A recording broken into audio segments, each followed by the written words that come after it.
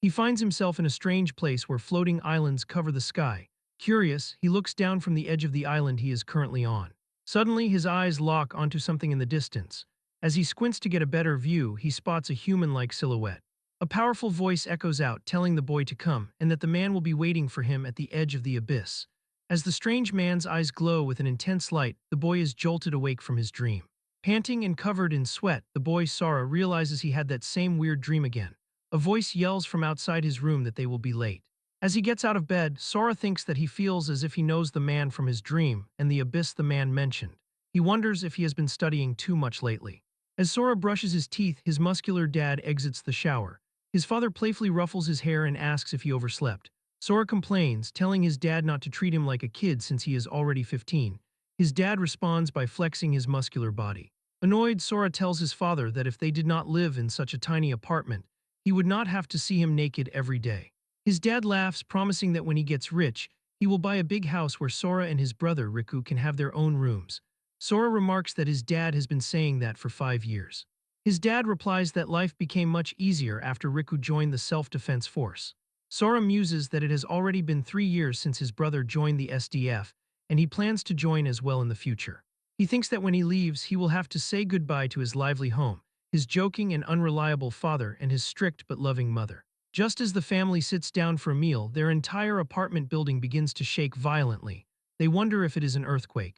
Sora thinks that he had always known this peaceful life would end one day, he just never expected it to end like this. A colossal tower erupts from the ground, piercing the sky and casting a massive shadow over the city. Humanity is now faced with this mysterious tower. Sora is in disbelief. He realizes that the Sora of that time did not yet know how much this event would change the history of mankind, as fighter jets are deployed to investigate. But one thing he did know was that this tower was connected to his dreams. Later, the family is on the phone with Riku, who is a member of the SDF.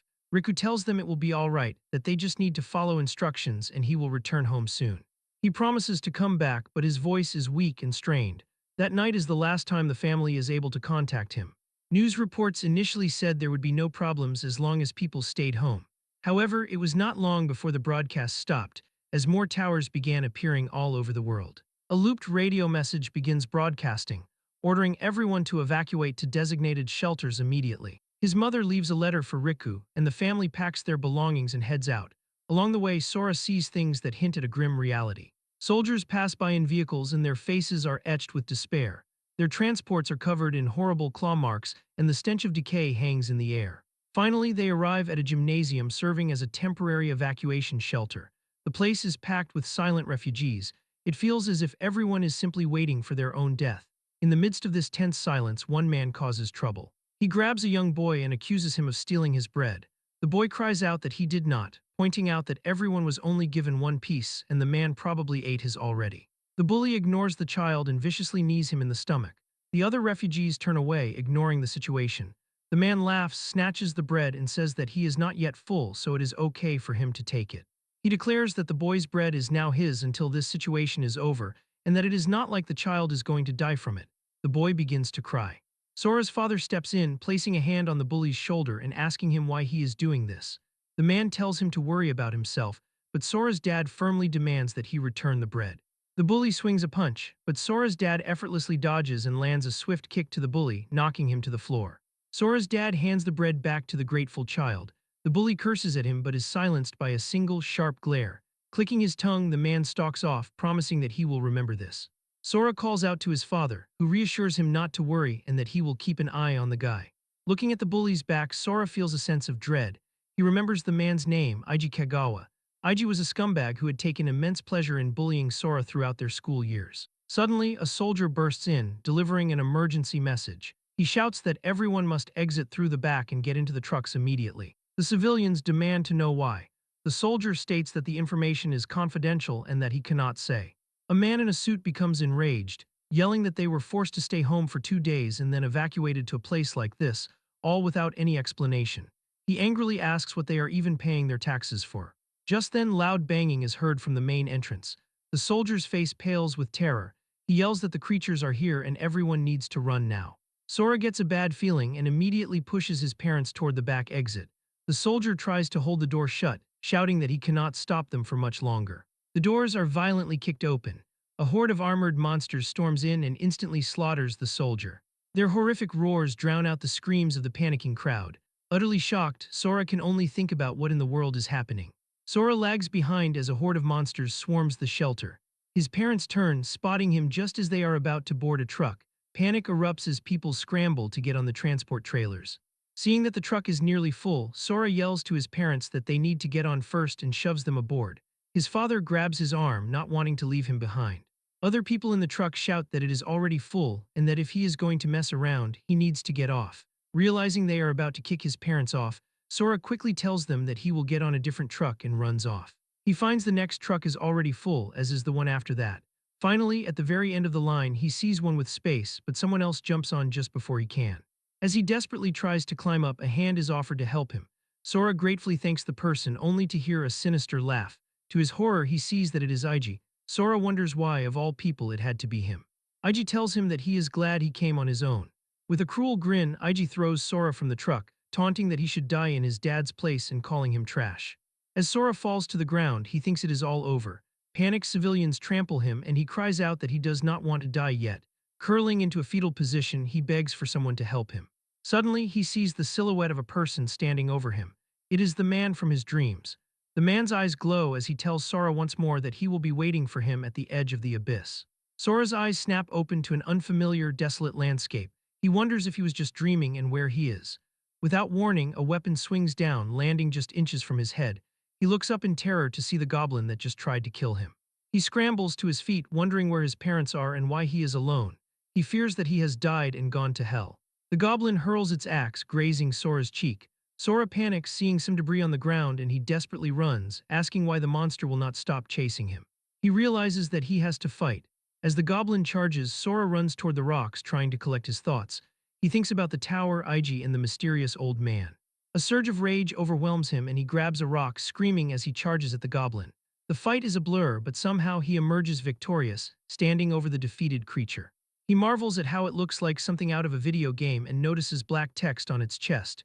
He wonders if it is a rank, nodding the Roman numeral for 1. The ground begins to shake, and a black crystal emerges from the goblin's chest, turning its bones purple. The crystal floats towards Sora and shoots into his body, filling him with a strange feeling. Purple energy sparks from the cut on his cheek as his wounds magically heal. Not only that, but he feels a surge of strength. He wonders if he leveled up, just like in a game. He picks up the goblin's weapon, thinking there might be more of these creatures on this floating island. He decides to scout the area to avoid getting jumped. After making a full lap, he finds no other monsters or paths. The only way out seems to be through some ruins at the edge of the island, where a set of stairs leads down. Looking down the floating staircase, Sora recognizes the smoky sky islands from his dreams. He feels a sense of dread, thinking that in games, this kind of terrain is prime monster territory. He slowly descends, cautious of an ambush. He knows this is not a game, so there are no respawns. Finally, he reaches the bottom, where the stairs end at a stone archway. He cautiously peers inside, clutching his weapon. Ahead of him, a single torch is lit, illuminating a stone tablet with strange text. Sora notes that he has never seen characters like these before, yet their meaning seems to flow directly into his brain. The inscription explains that the fragments belong to the bearers, and that by acquiring all of them, one shall earn the right to leave the abyss. He realizes that this place is the abyss, and to escape he must collect all the fragments. With a newfound goal, he smiles, feeling motivated. He thinks that the first monster was not even that strong and confidently pushes through the gates to the next layer. He recalls that the first layer was a 900 square meter area, and its monster was marked with a 1. The second layer was 1,800 square meters, with a wolf-like monster bearing the number 2. The third layer was 3,600 square meters, where one of 4 snake-like creatures held the number 3. The fragments are only found in the monsters bearing these numbers, and they are the key to the next layer. The higher the number, the stronger the monster. But what is more concerning is that the area doubles in size each time he ascends, as does the number of monsters. Despite this, Sora grows stronger with each layer, effortlessly taking down even large beasts. As he ascends, the variety of monsters keeps increasing. On the 12th floor, he encounters the same monsters that attacked the shelter, but now they are no match for him. He obliterates them, but begins to feel his senses go numb from the endless slaughter. The 13th layer had over 4,000 monsters, the 14th had 16,000, and the 21st had over 1,000,000. By the 30th floor, the number of monsters reaches 500 million. Finding the key-bearing monsters is like finding a needle in a haystack. Some were protected by large groups, while others hid in small caves. The most annoying part was the sheer amount of time it took to kill every single one. No matter what, he kept moving forward. Now on the 42nd layer, he faces over 2 trillion monsters. Sora laughs maniacally, exhilarated by the challenge. He soars through a new floor filled with dragons, remarking that the concept of time no longer matters here. There is only death and massacre. As monsters approach, he massacres them with ease, clearing one floor after another. After killing another beast, he wonders how many he has killed and adds another mark to his wall of tallies. He sighs, thinking it is about time he found the key. Suddenly, the wall explodes, sending debris everywhere. A monstrous centipede appears before him. Sora grins, commenting on its grand entrance, and asks if it is the key. The centipede lunges, but Sora dashes forward, moving at incredible speed. He says that no matter how strong the monster is, it is all the same to him. He effortlessly rips the creature apart, noting that even monsters who think they are strong die in a single hit. At this point, he has become so powerful that strength and time have lost their meaning. Growing frustrated, Sora demands to know where the 42nd layer's key is. He roars for it to come out and fight him, declaring that he has had enough. 20 towers suddenly appeared across the world. Before humanity could understand what they were, monsters poured out, nearly wiping everyone out. That day became known as Judgment Day. A small number of survivors awakened, gaining access to a mysterious system that granted them combat stats and overwhelming power. From the ashes, human society was rebuilt, and the awakened formed hunter guilds. Back in the abyss, Sora chases after a strange wolf, trying to get a closer look. He is surprised to see magical chains wrap around the wolf as he hears someone say that they just used an advanced transfer scroll and that the summon must not go through. Sora realizes the voice is human and sees the wolf being pulled towards a magic circle in the sky. He thinks that this could be his only way out. He crouches down and launches himself toward the ascending wolf. A system warning appears, stating that abyssal summoning is unable to transfer more than 2 living beings. Undeterred, Sora declares that he will not let anyone get in his way and focuses on reaching the wolf. Meanwhile on Earth, a panicked girl with pink hair named Yu Sanazaki runs through a graveyard in high heels. Her foot gets tangled in a vine, causing her to fall. She exclaims that this is bad. Suddenly, a voice is heard complaining about what a pain this is. A group appears with a level 34 druid named Eika and a level 35 swordsman named Choji. Eika tells you to hand over the advanced transfer scroll, saying that a level 60 scroll is not something a level 19 rookie can handle. Choji threatens to show no mercy. A level 38 barbarian named Shosai steps forward. Yu cries out that hunter-on-hunter combat is forbidden and that they are breaking the rules. Shosai laughs, saying that he makes the rules here. He slams his massive sword in front of her, demanding she give them the scroll if she wants to keep her limbs. Cornered, Yu warns them not to push her further. Eika realizes that she is going to use a force summon and shouts for them to stop her. Enraged, Shosai calls her a witch and swings his sword, but she teleports away just in time. Yu declares that if she is going to die, she will drag them down with her and begins to activate the scroll. Eika panics, saying that no one can control a monster summoned this way and that they are all done for. They charge, but it is too late. Lightning strikes from the sky, opening a rift. The group is on edge, sensing the overwhelming energy. As a beam of light shoots down, chains emerge from the ground. However, when the summon finally appears, it is only a level 3 Cerberus. They start laughing, relieved, and toss a bone to the creature, calling it cute. Yu is confused by the weak summon. Suddenly, a hand bursts through the Cerberus and Sora emerges, tearing the monster in half. The group freaks out, calling him a humanoid monster. Yu stares in fear, while Sora roars with laughter, exclaiming that he finally made it out and escaped that wretched place. He continues laughing as the group watches in fear. Shosai trembles, saying that the laughter makes his body freeze. Eika nervously asks who this man is, noting his incredible pressure. Sora suddenly appears in front of Eika, moving so fast that he leaves behind afterimages. He grabs her shoulders with a crazed smile on his face and asks if this is Earth. She confirms that it is. He sighs in relief, overjoyed to finally be back, and then asks if they are all cosplayers. Angered by the question, Shosai and Choji charge at Sora, telling him not to underestimate the Tiger's Roar Guild. Their weapons shatter upon contact with Sora's back. He turns, his eyes filled with rage. Shosai cries out that Sora is a monster. The word echoes in Sora's mind, and for a moment he sees Shosai as an orc. He grabs him by the throat and demands to see his number. Shosai asks what he is talking about. Snapping back to reality, Sora realizes his mistake and drops him. Shosai screams in terror, having wet himself. The others run to his side, showing that he is their boss. Sora tells them to get lost, and the guild members, along with an extra rogue who is with them, flee. Shosai shouts that he will remember this. Yu thinks to herself that Sora's power is incredible but that his scars look awful. She wonders who he is, realizing that he cannot be a monster summoned by her scroll. Sora asks how many years it has been since the towers appeared. Panicked, she tells him it has been 5 years. He questions her about what the scroll was and why she is dressed so strangely. She explains that ever since the towers appeared, a system was granted to humans. Sora wonders if the world has truly changed so much in the 5 years he spent in the abyss. She tells him that S-City was hit by the seventh large invasion and that she fled from there. Hearing that S-City is his birthplace, he demands to know its current state. She tells him it is completely destroyed but that strong people were sent to fight the monsters. He asks for directions, and after she points the way, he vanishes in a burst of speed. Yu is amazed that he is going alone and decides that she needs to tell her sister about this mysterious man. Elsewhere, the members of the Tiger's Roar Guild are stopped by a cloaked figure that lands in front of them. The figure states that it can sense Sora's presence on them and gives them 3 seconds to reveal his whereabouts. Terrified, Shosai foolishly asks if he is kidding. A moment later, they are all torn to shreds. At the Tiger's Roar Guild headquarters, a woman reports that there are no signs of life from the party of 4, and that Yu and the scroll are still missing. A man, the level 118 storm priest, Richt Mukai, shatters his wine glass in anger. He fumes that the men he recommended could not even handle a level 19 summoner and that their signals all went out at the same time, meaning they were killed in one hit. Richt orders his subordinate to find out who did it, to capture Yu and to make her explain herself. He vows to kill anyone who lays a hand on his men. Just then, he spots Sora leaping past his window. He is taken aback by the incredible smell of blood and notes that the man is heading towards a fallen zone. He realizes this invasion is on a completely different scale, with powerful forces at play. He concludes that the tower that has been sleeping for 5 years is finally making its move, and orders all search parties to fall back immediately. Meanwhile, Sora arrives at the ruined S-City. He reflects that in the 5 years he was stuck in the abyss, his home has turned into hell. In the abyss, he who was once weak became strong, numbing his senses to the point where he nearly became a beast himself, even eating the monsters he killed. But the thought of his family kept him going.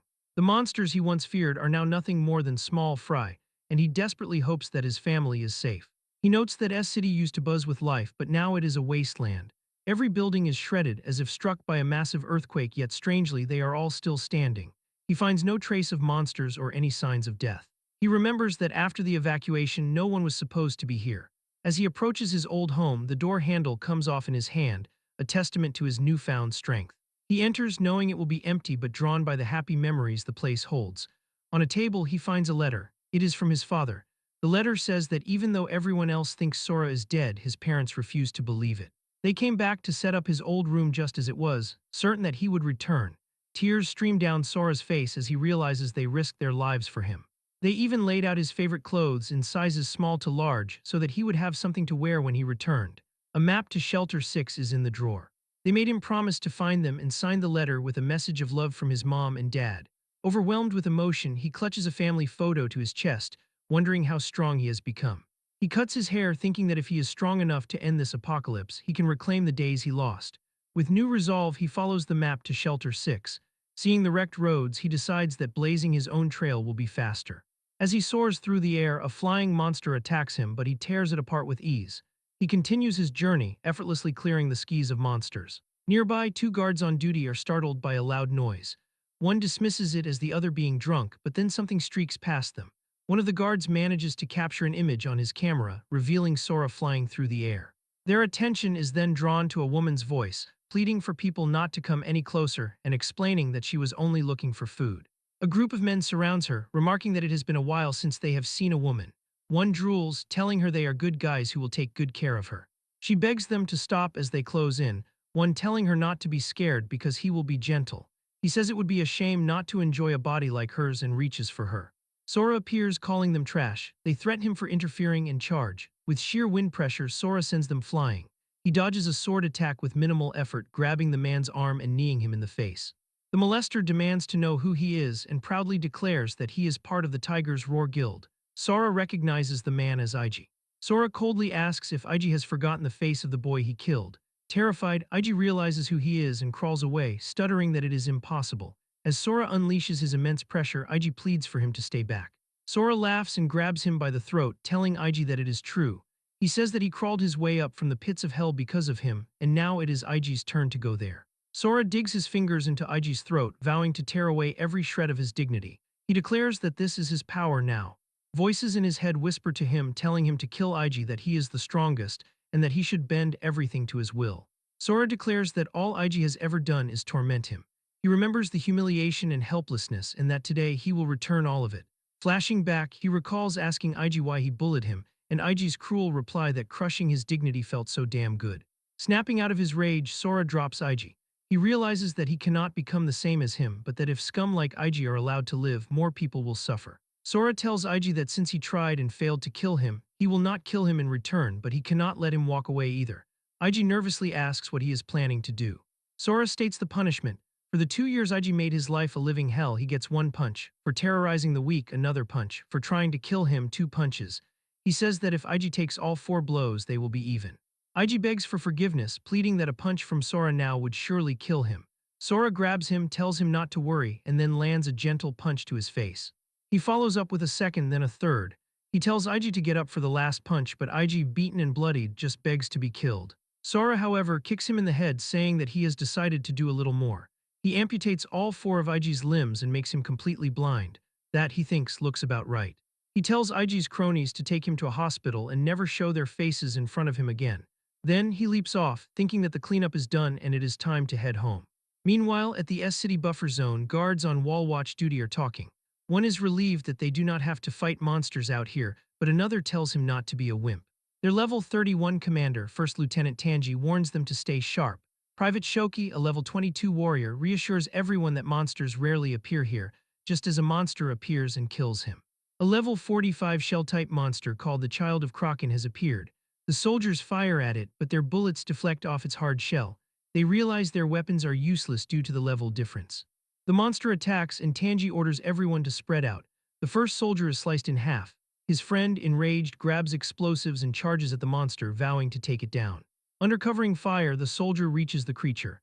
It raises its tentacles to strike but then suddenly stops, seemingly in fear. They wonder if it is scared of something. The monster hides its eye and takes a defensive stance. Seeing this as an opportunity, the soldier hurls the explosives, but the blast does minimal damage. The monster is unscathed. Just as the monster is about to attack again, Sora lands with immense force, crushing the creature beneath him and saving the soldier. The man is stunned. Tanji wonders if Sora was the reason the monster was so scared.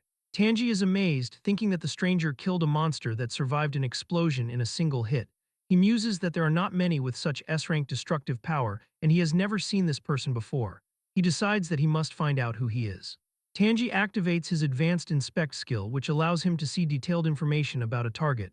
However, he is shocked to see a system alert telling him to show respect. The feedback is so strong that it makes him dizzy and he collapses. His soldiers rush to his side and Sora turns, asking for a moment of their time. He wants to know how far it is to evacuation shelter 6. A soldier tells him that it is 50 kilometers to the north, but that he will have to go through area to get there. He explains that Area X is where they are holding back the monster rush, and that many hunters are stationed there. The soldiers mention the rare drops, and Sora wonders if you really get loot from monsters in the real world, just like in a game. He asks how strong the Kraken monster was to them. The soldier replies that a level 45 monster is a tough opponent. This surprises Sora, and he asks how many monsters above level 45 are in the monster rush. The soldier estimates that there are probably no more than 100.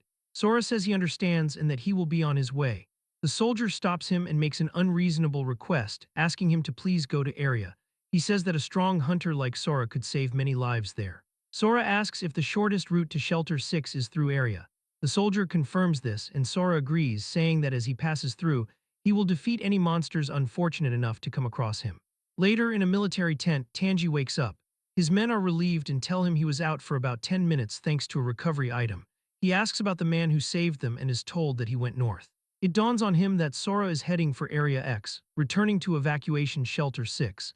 He asks if the man showed any hesitation, and the soldier confirms that he went without a care. Panicked, Tanji orders them to contact the Central Command Center immediately. The soldier is confused, but Tanji looks at his watch and sees that there are only 10 minutes until the scheduled time. A soldier reports that he sent the message. Tanji explains that this operation is highly classified, which is why they were not informed. Area is not a monster containment zone but a bombing zone. At the Central Command Center, a woman reports an emergency call from Area B-22. Central Commander Renji Kumagaya, a level 58 flame mage, orders her to put them through. Tanji's voice comes through the comms, reporting that a mysterious hunter has entered the bombing zone, unaware of the operation. Renji dismisses this, asking if he is just there to report a mistake. Tanji insists, saying that he believes an emergency broadcast is in order because the man is very strong and they cannot let him die. Renji asks if he is a strong hunter and wants to know his level. Flustered, Tanji admits that he does not know. Renji scoffs, summarizing the situation. An unknown level hunter breaks the rules, enters a bombing zone, and now Tanji wants an emergency broadcast for him.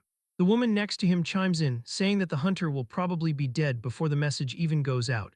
Renji laughs, telling her she has a talent for comedy. He leans over to a blonde woman and says it is not his place to interfere with her subordinates, but if he reports her for obstructing the operation, she will be held accountable. The story reveals this woman is the Western commander, Mai Tanasaki, a level 73 golem tamer. She thinks to herself that Renji is an idiot.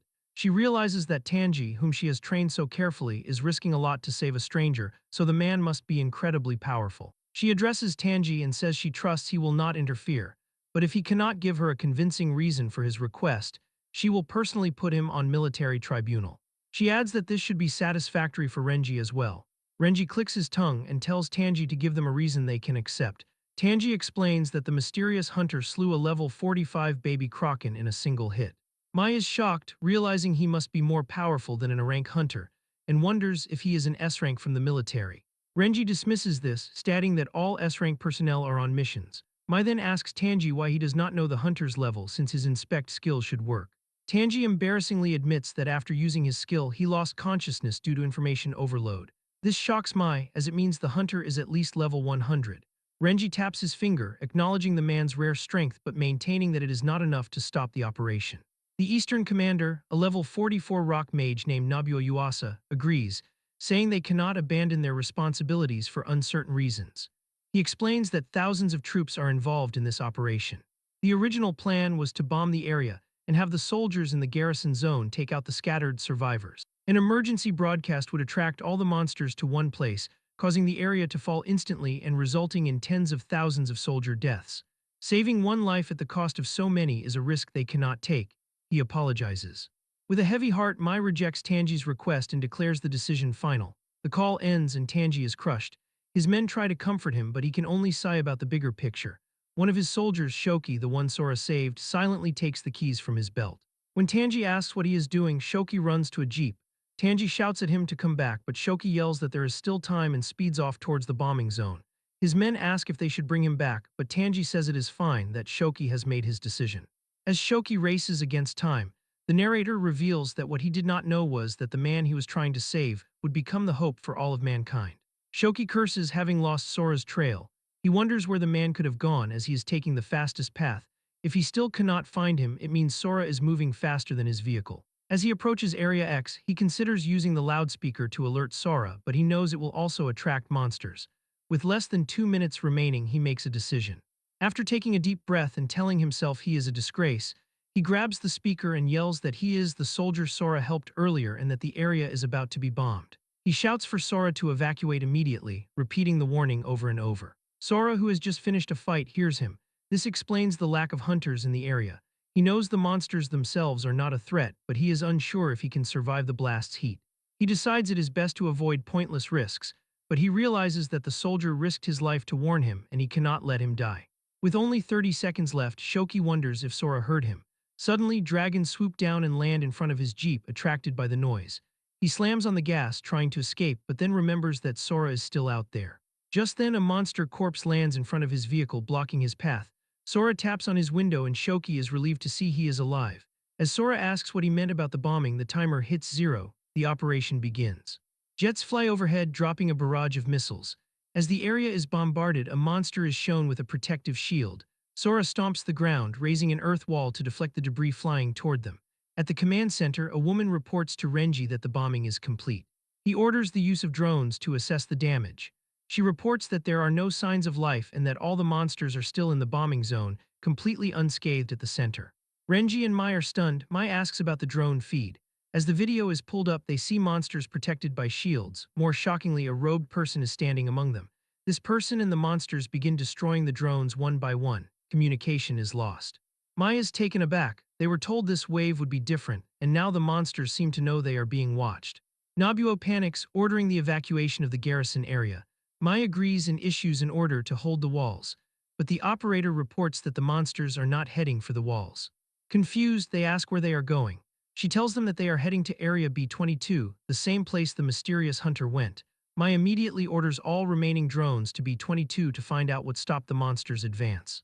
Back in the bombed zone, Shoki gets out of the jeep, amazed that he survived. Sora tells him it is too early to celebrate because if he is alive, so are the monsters and they are heading their way. Suddenly, he shoves Shoki to the ground, dodging a falling drone.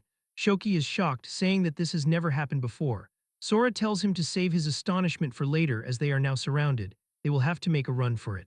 Shoki is terrified, seeing that the leader of the monster horde is level 90 and that there are many other high-level creatures around. He realizes that they survived the bombing without a single scratch and thinks it is all over. Sora calmly states that since the bombing did not kill them, they will just have to beat them to death. He tells Shoki to hide in the jeep and leaps into the fray, effortlessly slaughtering the monsters. The boss swings its giant mace at Sora, but he catches it with one hand and yanks it away, throwing it to the ground. He then flies up and delivers a powerful punch to the monster's head, completely obliterating it. He now stands on the monster's shoulder opposite the cloaked man and is surprised that he could not sense his presence at all.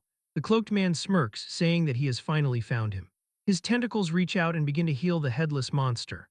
He calls Sora the Seed of the Abyss, and as the monster's head regenerates, he accuses Sora of being a thief who needs to give back what belongs to him. When Sora asks what he is talking about, the man says that for the crime of taking another's power, Sora must pay with his life. Shadowy daggers materialize and fly toward Sora, but they fail to pierce his skin. He catches one, inspecting it, and taunts the man, saying that if that is all he has, he will not be able to kill him. Just then, a drone flying overhead catches the robed man's attention. He wonders if it is Odin's raven, then dismisses it as a human imitation. Sora tells the man to get more serious if he wants to kill him and stabs forward at where the man was, but he hits only the boss. The man has vanished. He reappears, disgusted at being watched by vile humans, and orders the other monsters to destroy all the observers. Drones begin to be destroyed one after another. In a nearby apartment building, a scout reports that his drone was destroyed but that he completed his mission. He has learned that the mysterious hunter, Sora, is the reason the monsters changed course, and he needs to inform his commander. But before he can, a monster bursts through the wall and he is killed. The robed man orders his servants to kill them all. Remembering Shoki's words, Sora feels a renewed sense of purpose. He tells himself that to hunt an enemy, he must start with the leader. He leaps towards the robed man, knowing that to save as many people as possible, he has to kill his enemies quickly.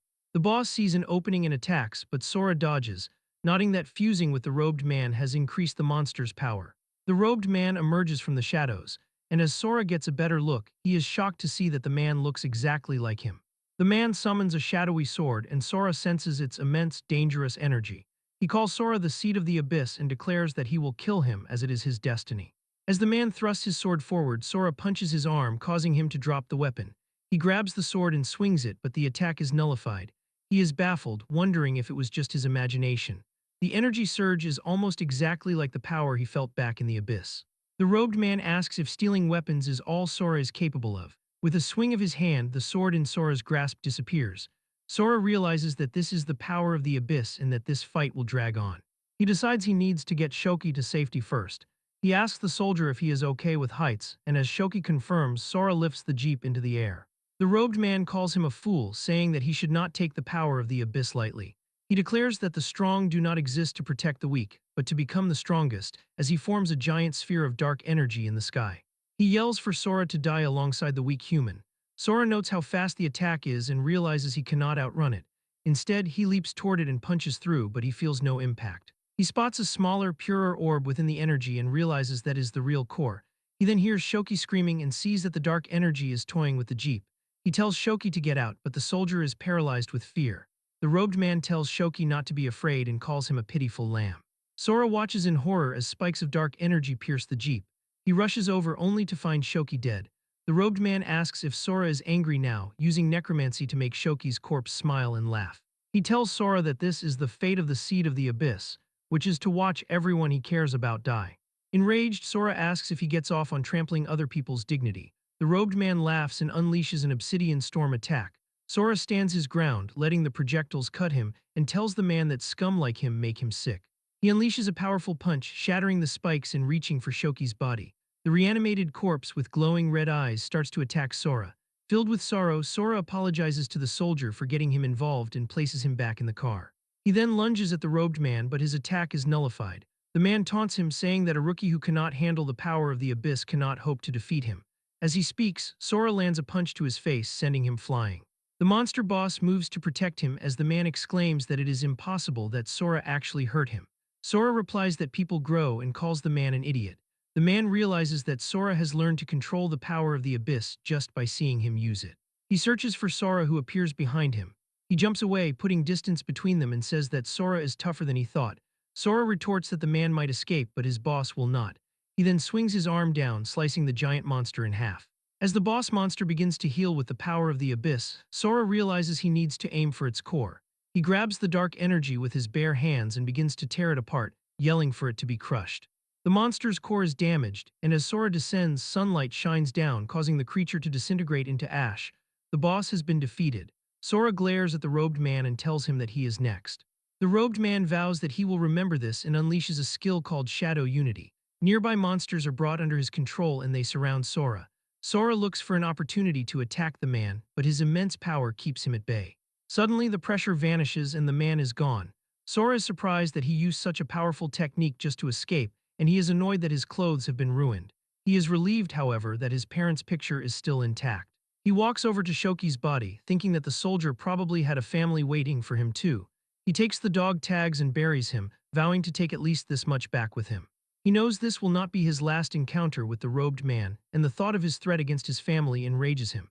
He knows he cannot let the man reach the evacuation shelter first.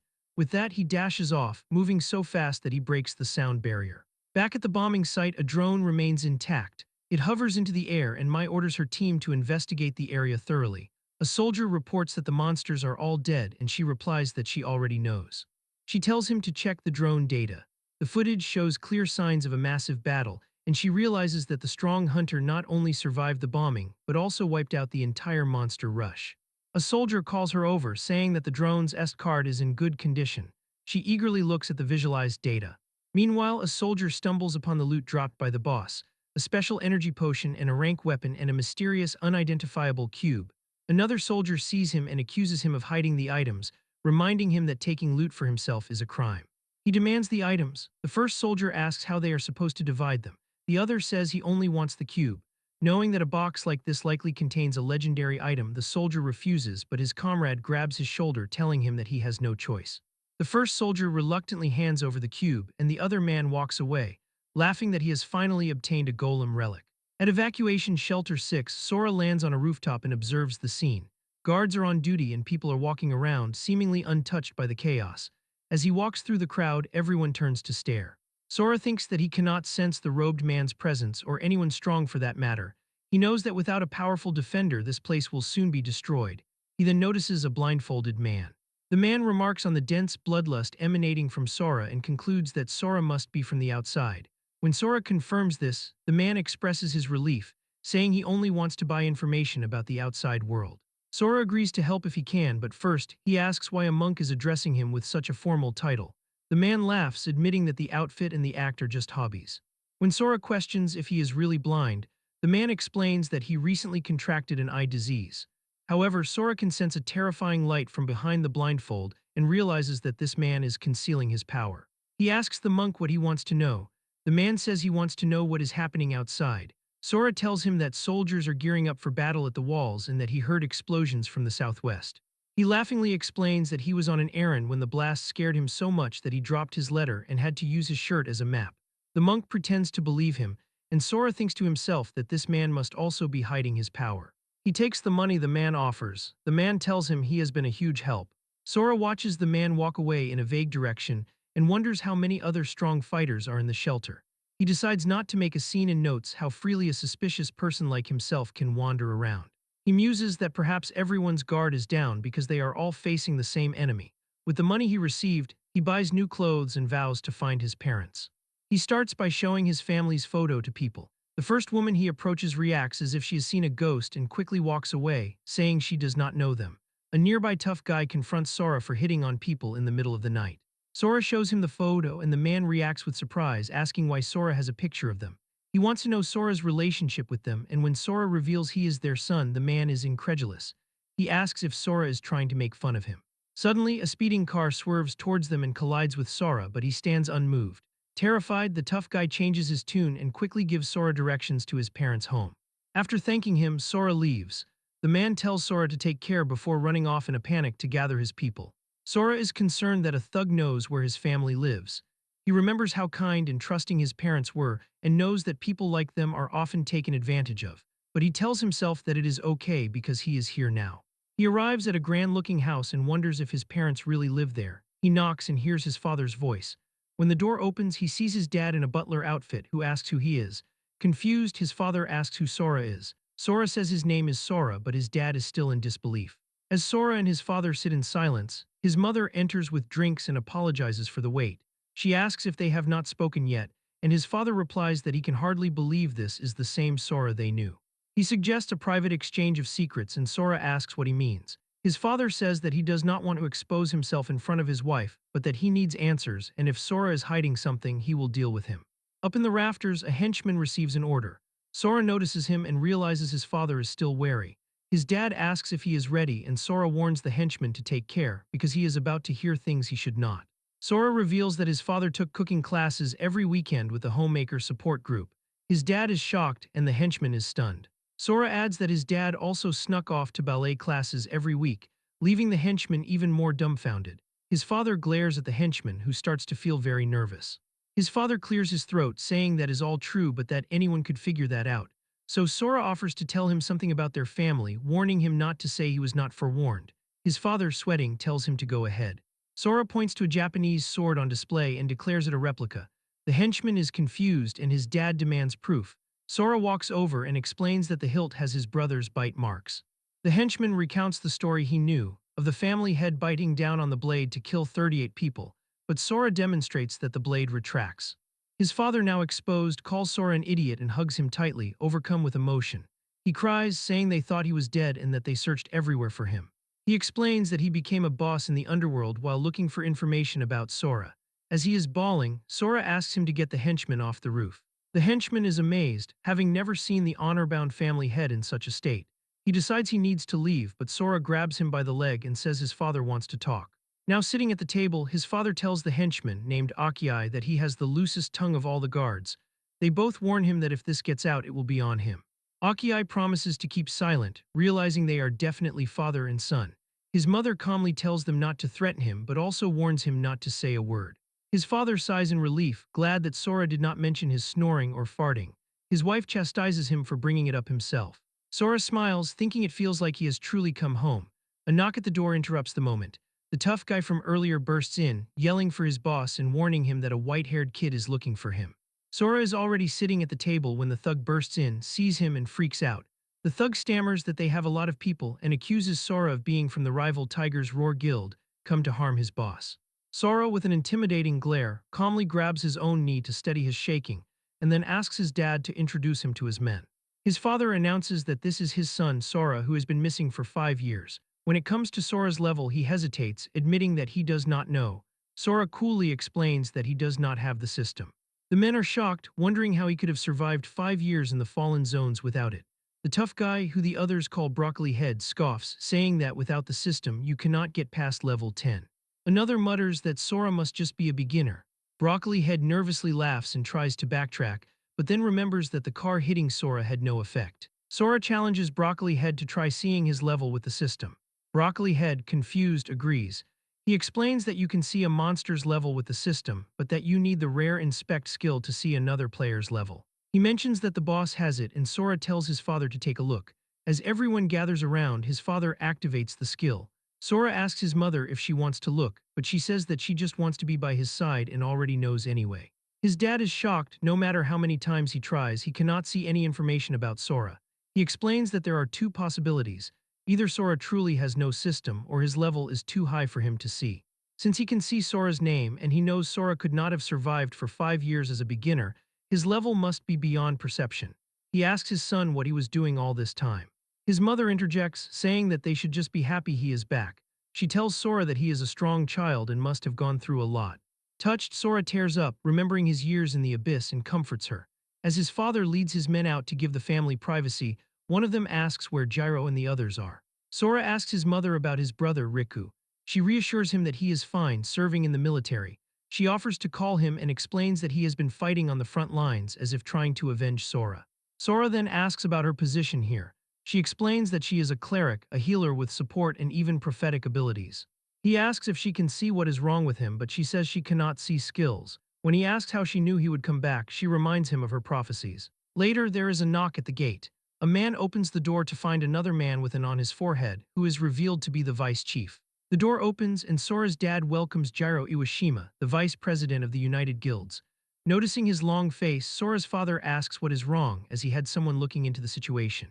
The man reports that Tiger's Roar is indeed connected to the army. He explains that when they turned in monster carcasses, an inspector nitpicked and gave them half the points, but he reported the full amount to his bosses with all the disparity leading to Tiger's Roar.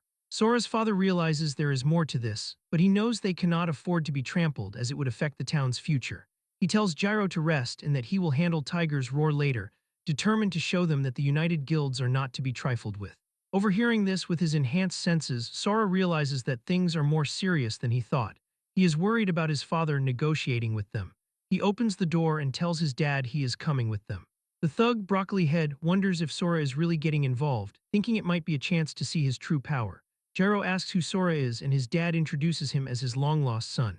When Gyro asks about his level, Sora's dad reveals that his son does not have the system. Gyro is skeptical, knowing that surviving 5 years without it is nearly impossible. He suggests Sora is exhausted and should sit this one out. His father agrees, telling Sora to stay with his mother, who offers to show him around. Sora knows they think he will be useless in a fight, a normal human among system users.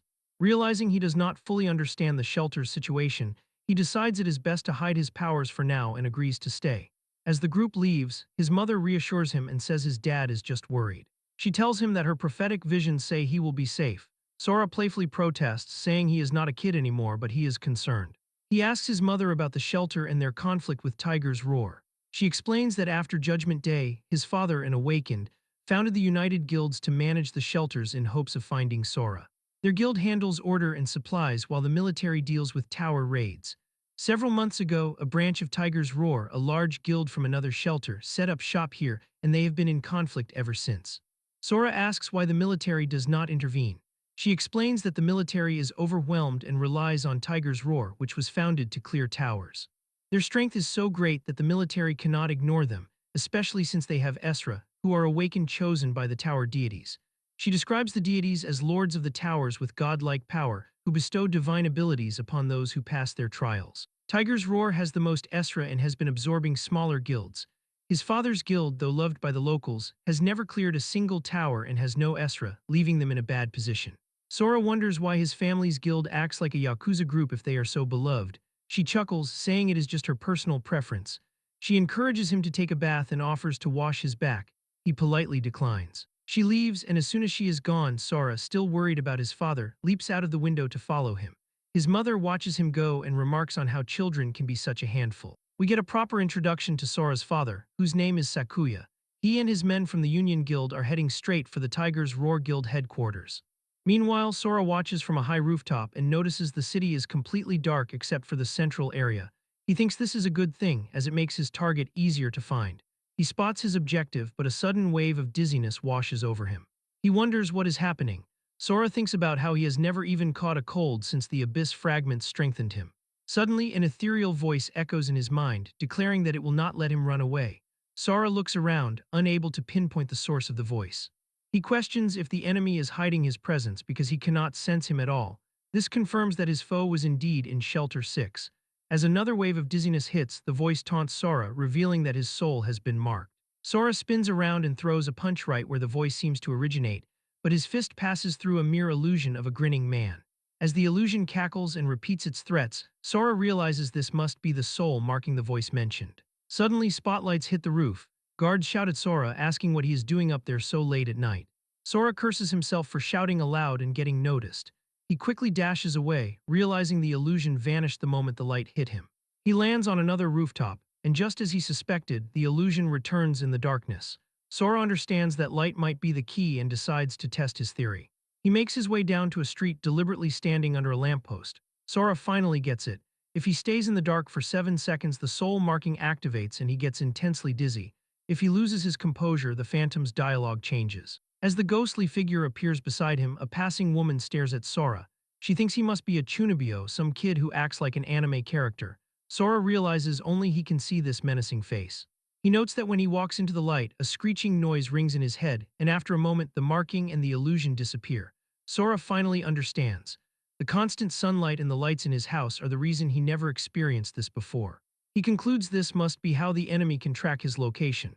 This means a surprise attack could come at any time, so he knows he cannot let his guard down. But first, he resolves to find his dad. The Phantom's voice keeps tormenting him. Sora yells for it to shut up, earning him strange glances from people on the street. As a car's headlights sweep over him, the illusion flickers and vanishes, confirming his theory. He recalls his mother's warning that the United Guilds are no longer of any use to the military. This means his dad is in grave danger. Sora knows the military is allied with the Tiger's Roar Guild, and that they will not just sit by quietly. He concludes there is a strong chance they are planning to destroy the United Guilds. In that case, Sora's eyes glow with grim resolve. He vows to protect his mom and dad, even if it means killing everyone. He finally arrives at his destination and watches a crowd gathered ahead.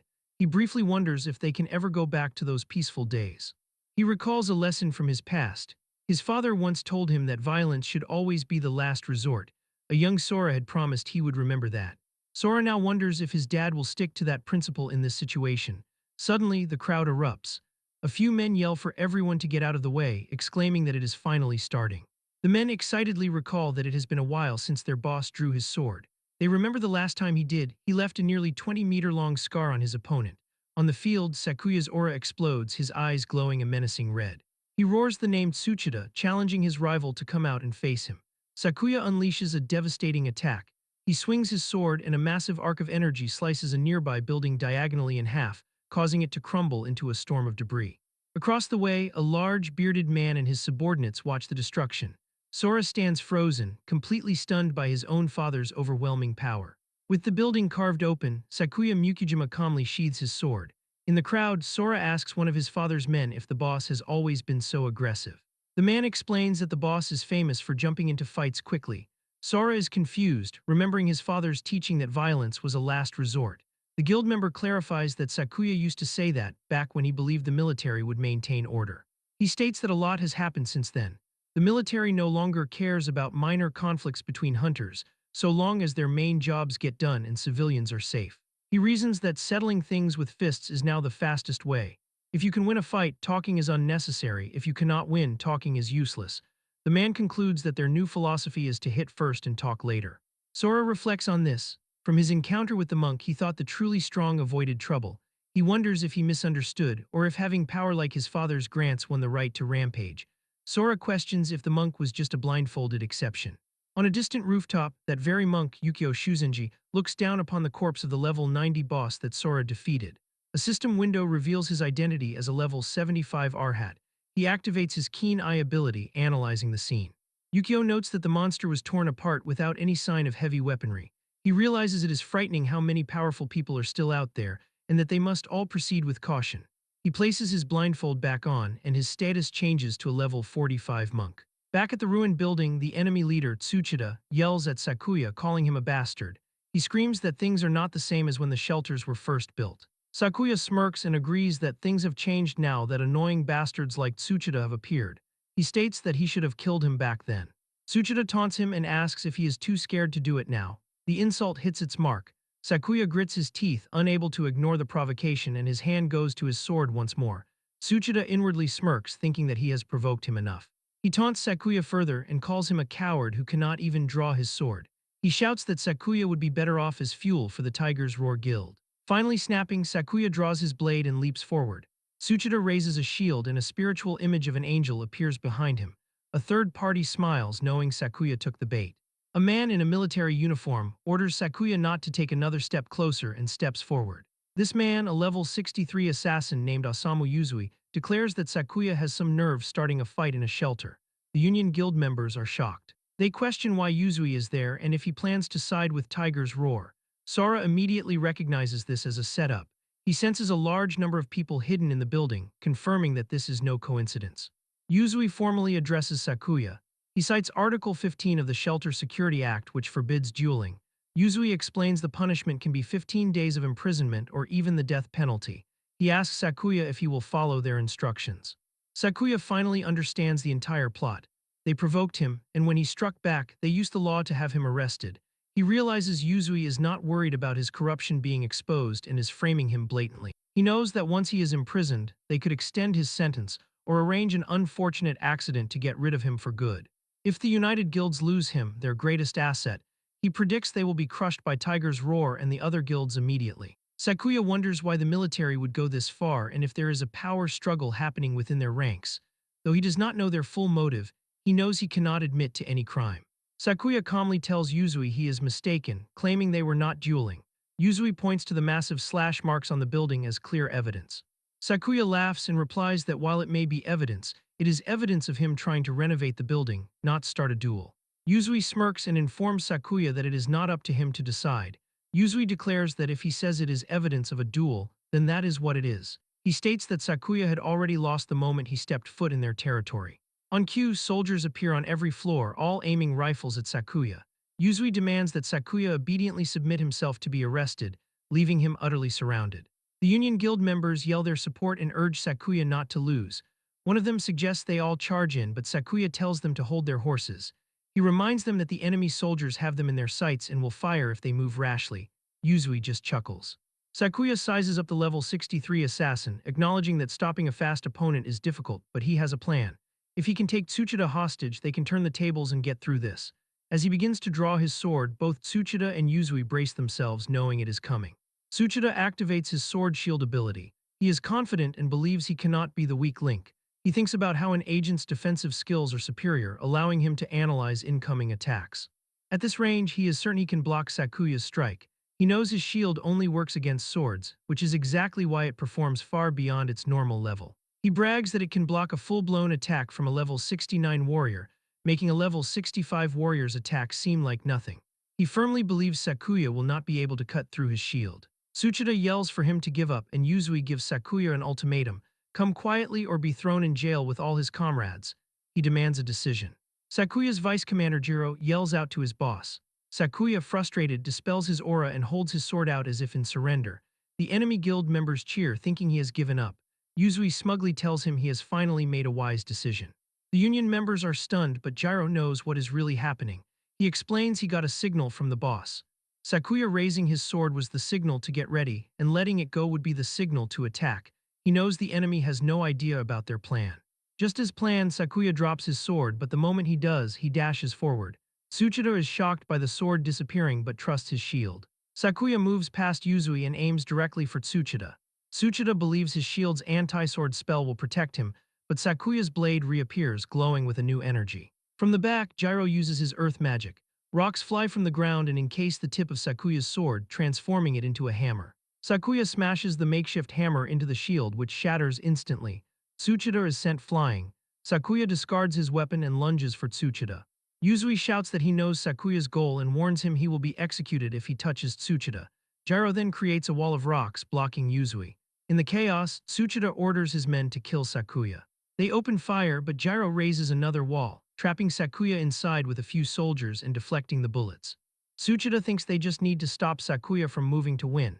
Suddenly, Sakuya vanishes from the stone prison. Tsuchida looks around, confused. Yuzui reappears with Sakuya beside him. Yuzui explains that the stone jail trapped Sakuya in the shadows, and he marked the lingering magic on Tsuchida's broken shield. This fulfilled the conditions for his assassin's skill, Shadow Trance. Yuzui declares that without his hostage, Sakuya has lost. He gives the order to his men to kill the intruders. Jiro is shocked at the turn of events. The soldiers hesitate and question their director's command. Yuzui demands to know why they are surprised. From behind him, Sora's voice chimes in, echoing the question. Yuzui is stunned. He cannot believe someone managed to sneak up on him, an assassin. He recognizes Sora as an enemy and knows the first to strike will win. He pulls out a vial of poison, but Tsuchida immediately recognizes it. He asks how Yuzui stole the deadly poison Tiger's Roar Guild prepared for the level 90 boss.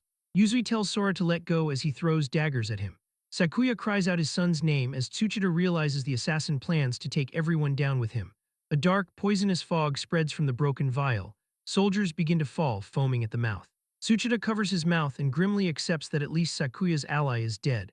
But a hand reaches out from the fog, grabbing both him and Yuzui. Tsuchida is in disbelief, questioning how anyone could move in a poison strong enough to kill a level 90 boss. Yuzui stares in horror. Sora stands before them, having caught the poisoned daggers in his mouth, completely unharmed. Yuzui realizes this is not a man, he is a monster. Sora glares down at Yuzui and Tsuchida, then spits out the poisoned daggers. He calmly asks where they think they are going. Tsuchida panics, and we learn a fundamental rule of this world. Every player, regardless of their job, has 5 core stats: intelligence, perception, strength, agility, and constitution. Tsuchida thinks that if Sora can withstand that deadly poison, his constitution must be on par with a level 100 player. Sora tells Yuzui to have his men lower their weapons. Gritting his teeth, Yuzui realizes he has no choice but to fight. He attempts a strike at Sora's knees, but it has no effect. He then leaps up and tries to lock Sora's arm. Tsuchida sees this as their chance. He plans to attack while Sora is preoccupied. But Sora, with minimal movement, effortlessly dodges Tsuchida's attack. He then hurls both men with incredible force. They fly past Sakuya and slam into a wall with a powerful impact. Sakuya turns, still reeling from the shockwave of Sora's display of power. Suddenly, Yuzui begins to fade away. Sora instantly whips his head around. Yuzui is confident, thinking that even if Sora is strong, he will not be able to react to his shadow trance skill. He appears behind Sora and stabs him directly in the back. However, the blade does not even scratch Sora's skin. Yuzui's confidence shatters. Not only did the attack fail, but his blade is now stuck. Sora retaliates with a spinning back fist. Yuzui barely dodges, creating some distance as Sora yanks the knife from his own back. The gust of wind from Sora's missed punch is so powerful it almost breaks Yuzui's nose. The assassin knows he must retreat. But before he can move, Sora closes the distance in a flash. He grabs Yuzui by the face and slams him into the ground. Blood erupts as Yuzui goes limp, his last thought being that Sora is simply too fast. Everyone is stunned into silence. Sora walks forward and casually picks up the unconscious assassin. The terrified soldiers do not dare to make a move. Sora tells his father that he will leave the other one, Tsuchida, to him and that it is time to head home. Sakuya, still dazed, agrees. Back at the Mukujima residence, Sora's mother asks if it is over. Sakuya confirms it is. Gyro asks if they admitted to anything, but Sakuya reports that their lips are sealed. He states it does not matter, at least now they know where Tiger's Roar stands. He orders his men to stay on high alert. Setting the guild's plans aside for the moment, Sakuya turns to his son, wanting to know what he went through for the past 5 years. Sora explains that after seeing his father's conflict, he realized the gravity of the situation. He tells them he fell into a strange realm 5 years ago and spent the entire time killing monsters. He speculates it must have been one of the towers he was trapped inside. He recounts his entire journey all the way until a summoner finally sent him back. His father says there are 16 known towers, but none match his story. Sora concludes it must have been an uncharted one. Gyro suggests that if the tower is near Shelter 6, they can prioritize clearing it. Sakuya simply says he is just glad that Sora is alive. Gyro laughs and exclaims that Sora is not just alive, he is back billions of times stronger than all of them combined. Sora's mother adds that none of that matters as long as he is home. Sakuya agrees, vowing that they will never let their family split up again. Sora looks at his hands, then at his parents. He sees that they are both as scarred by the world as he is. He promises himself that he will never leave them again. Suddenly, the lights in the room flicker and go out, plunging them into darkness. Sora instantly realizes this is bad. While the others wonder if it is a blackout, the phantom from his soul marking materializes behind him, its voice echoing in his mind and promising that it will not let him get away this time. Sora thinks it is odd that the phantom appeared again and that its words are different this time. He realizes that neither his mom nor his dad can see the ghostly figure, despite them both being ability users. Suddenly, the apparition looks shocked. Sora wonders if he dispelled it but realizes it has not left. Instead, it has materialized behind him, a smirk on its face. It greets Sora as the seed of the abyss. Sora is surprised that it has seemingly acquired a sense of self. He notes, however, that it still does not seem to have a physical body. He dismisses it as an illusion he can deal with later. The creature laughs. It asks if Sora is really trying to pretend he cannot hear it and mocks ordinary people for fooling themselves. Then the being covers Sora's eyes. A darkness floods his vision. Sora panics, unable to see, and realizes this might be more than just an illusion. His family calls out to him in alarm. His father asks what happened to Sora's eyes, and his mother tries to use her Purify ability, but a system window informs her that the target is not cursed. Sora wonders if the phantom has a physical form after all. Realizing his family is in danger, he instantly reacts and throws a punch directly at the creature's chest. All his parents see is a surge of black aura as the entity mocks Sora, asking if he is scared. Sora calls the creature a cowardly bastard and asks why it keeps hounding him. The phantom tells him not to get the wrong idea. It then introduces itself as Fodal, a god of darkness from the noble deity race Asa. Fodal explains that Sora absorbed the black crystal, the divine power of the Asa race that was left in the abyss. He reveals that the agents of the gods are after Sora because he left the abyss on his own, and those very agents are now gathering. He warns Sora that if he does not want to die, he must return to the tower with him. Sora connects the dots, realizing that Fodal is talking about the Esras his mother warned him about. His father prepares to intervene, but his mother stops him and says they need to see how this plays out. Sora smirks, saying that if even gods can get wrecked, he wonders what a few Esras can do to him. Fodal retorts that Sora should not get cocky because he only beat him by a stroke of luck. He claims the other Esras are on a completely different level of strength. Sora asks on what basis he is supposed to believe him. Fodal erupts in manic laughter. He screams that Sora does not have to believe him, but that he will regret it when blood starts raining on this land. Sora considers this. He has no reason to trust the being, but on the off chance it is telling the truth, he is unsure of what to do. Suddenly, Fodal cries out in pain as a surge of holy energy envelops him. Sora's vision returns, and a calm voice says that he believes Fodal. Sakuya recognizes the newcomer and calls out his name, Shuzenji. Sora is surprised to see the monk from the shelter entrance. He asks his father if he knows him. Sakuya reveals that he is not just some guy, he and Shuzenji founded the guild together. Fodal struggles against his binds and yells at Shuzenji to release him. Sora asks Shuzenji if he can see the phantom. Shuzenji begins to unravel his blindfold, stating that they need to talk because this is an emergency. Sakuya asks what is going on, and Shuzenji replies that he will explain after he speaks with Sora. Later, in a private room, Sora asks Shuzenji what he meant by emergency. Shuzenji explains that while he is not an Esra, his eyes can perceive divine power, which is why he was able to use forbidden arts to temporarily seal the self-proclaimed god. He tells Sora that although his divine power is of the same nature as Fodal's, Sora's power is far stronger than that of any deity. Shuzenji admits they have no time to investigate how Sora came to possess such power. He reveals that several immense divine forces are gathering in the town, most likely seeking Sora. He confirms what Fodal said was true but warns Sora not to return to the abyss. He states that what resides in the tower is far more troublesome than the Esras, and seeks to reclaim Sora's divine power by deceiving him. Shuzenji advises that the only way to be safe is to leave this place and enlist in the military. Sora points out that those are the same people who tried to blow them up. Shuzenji laughs, acknowledging the military's current state, but mentioning that there is one trustworthy individual within it. He assures Sora that the Esras will not dare to touch him if he is officially aligned with the military. When Sora asks about his parents' safety, Shuzenji explains that the Esras follow an unspoken rule not to involve themselves with ordinary civilians, which is how the Union Guild has survived. He adds that with his own presence, the Esras will not act rashly, as Rakkans are equal in power to Esras. The scene shifts to the Tiger's Roar Guild headquarters, where a level 105 Ares Azura named Hiro Ryusei complains about what a pointless mission this is, deploying 4 Azura for someone without even a system.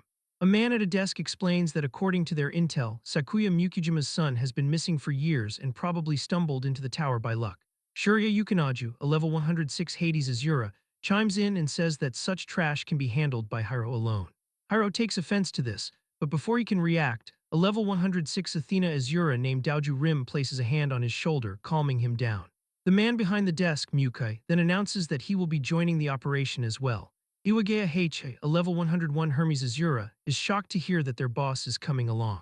Mukai reveals that it is a direct order from his superior Zeus, that the kid named Sora Mukujima must be eliminated. He adds that the 16th tower near the 6th refuge area is about to activate, and that everyone knows the benefits of gaining control over a tower. He states that the stubborn alliance, Sakuya's guild, rejected their proposal and plans to proceed on their own.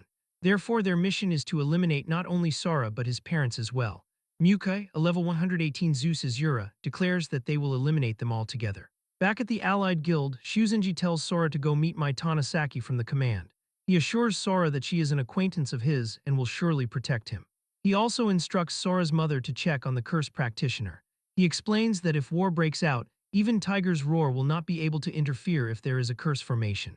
Sora's mother assures him that the Alliance has its reasons for staying and Sora understands. 15 minutes later, Shuzenji stands guard outside. He senses them coming as a dark energy flows in. 4 figures materialize at the gate and launch an attack. Shuzenji quickly casts a golden bell barrier to block the assault, but it begins to crack and shatter. He is surprised to see 4 Azura members, but then their boss, Mukai, steps through and the others bow to him. Shuzenji is stunned that even Mukai himself showed up. Mukai orders Shurya to begin. Shurya raises his hands and a dark, wispy energy in Oni soul envelops Sakuya and the other guild members. Sakuya asks what is happening. Shuzenji realizes this is bad. The positions of all alliance members, even the stealth units, have been detected. With such perfect detection, there is no escape. Sakuya uses his own skill Search Eye to see their enemies' levels. He and Shuzenji are stunned. The level difference is no joke. Shuzenji calmly asks the late-night visitors what brings them here. Shurya reports that according to the Oni soul, the one they are looking for is not there. Mukai demands to know where Sora is, but Shuzenji feigns ignorance. Hiro loses his temper, but Shuzenji simply remarks that he lacks proper education. Hiro roars that if he is so eager to die, he will oblige. But from within the guild house, Sora's mother activates a trap. A barrier opens beneath them. A status window reveals that all the intruders have been affected by a curse of weakness. A green aura now surrounds each of them. Hiro grumbles at how petty this is, but he is confident. He claims that even while cursed by a level 68 cleric, he alone can crush the alliance. He throws a punch, but Shuzenji catches it with ease. Shuzenji remarks that Hiro seems to lack understanding about the alliance. A system window shows that Hiro's level has dropped from 105 to 71. Hiro is shocked at losing over 30 levels. Shuzenji, whose Arhat status has now been revealed at level 75, tells him that lowering levels is not a big deal. He strikes Hiro with a palm thrust, sending him flying. Their levels have all been drastically reduced. Sakuya explains that anyone who enters the curse area has their level reduced by 50% of the caster's level, which is a total of 34 levels. He asks if they can still fight. Mukai laughs, finding the situation interesting. He calls out to Daoju, who steps forward and unleashes her own spell. Mukai cackles, saying that as long as they are in the palm of his hand, Sora will definitely return. The world around them distorts, and Shuzenji opens his eyes to find they have been transported to an ethereal arena. A voice announces that they are welcome to Athena's arena. Mukai states it has been a while since he met an equal opponent and that his heart is racing. He muses that waiting for Sora to fall into the trap will not be boring. As for the others, the nuisances, he summons a blade of light and declares he might as well eliminate them too. Meanwhile, in a ruined cityscape, Mai Tanasaki watches as a figure descends from the sky. It is Sora who lands beside her. She's taken aback as he holds up a photo, confirming her identity. Sora explains that he is from the Union and has come seeking military protection. She quickly orders her soldiers to lower their weapons and asks if he is Sora Mukujima, stating that she has something to ask him. Back at the arena, Daoju slams her staff into the ground. Flames erupt atop massive pillars, illuminating the Colosseum. She calls upon the gods to bear witness and guide this duel. An ethereal form of the goddess Athena materializes. Sakuya and the others are stunned. Athena's voice echoes and declares that each side will present 5 warriors. The first to achieve 3 victories will receive the blessing of Olympus, while the losing side will be burned to death by the light of the gods. Sakuya is confused, wondering what this means since there are only 8 of them present.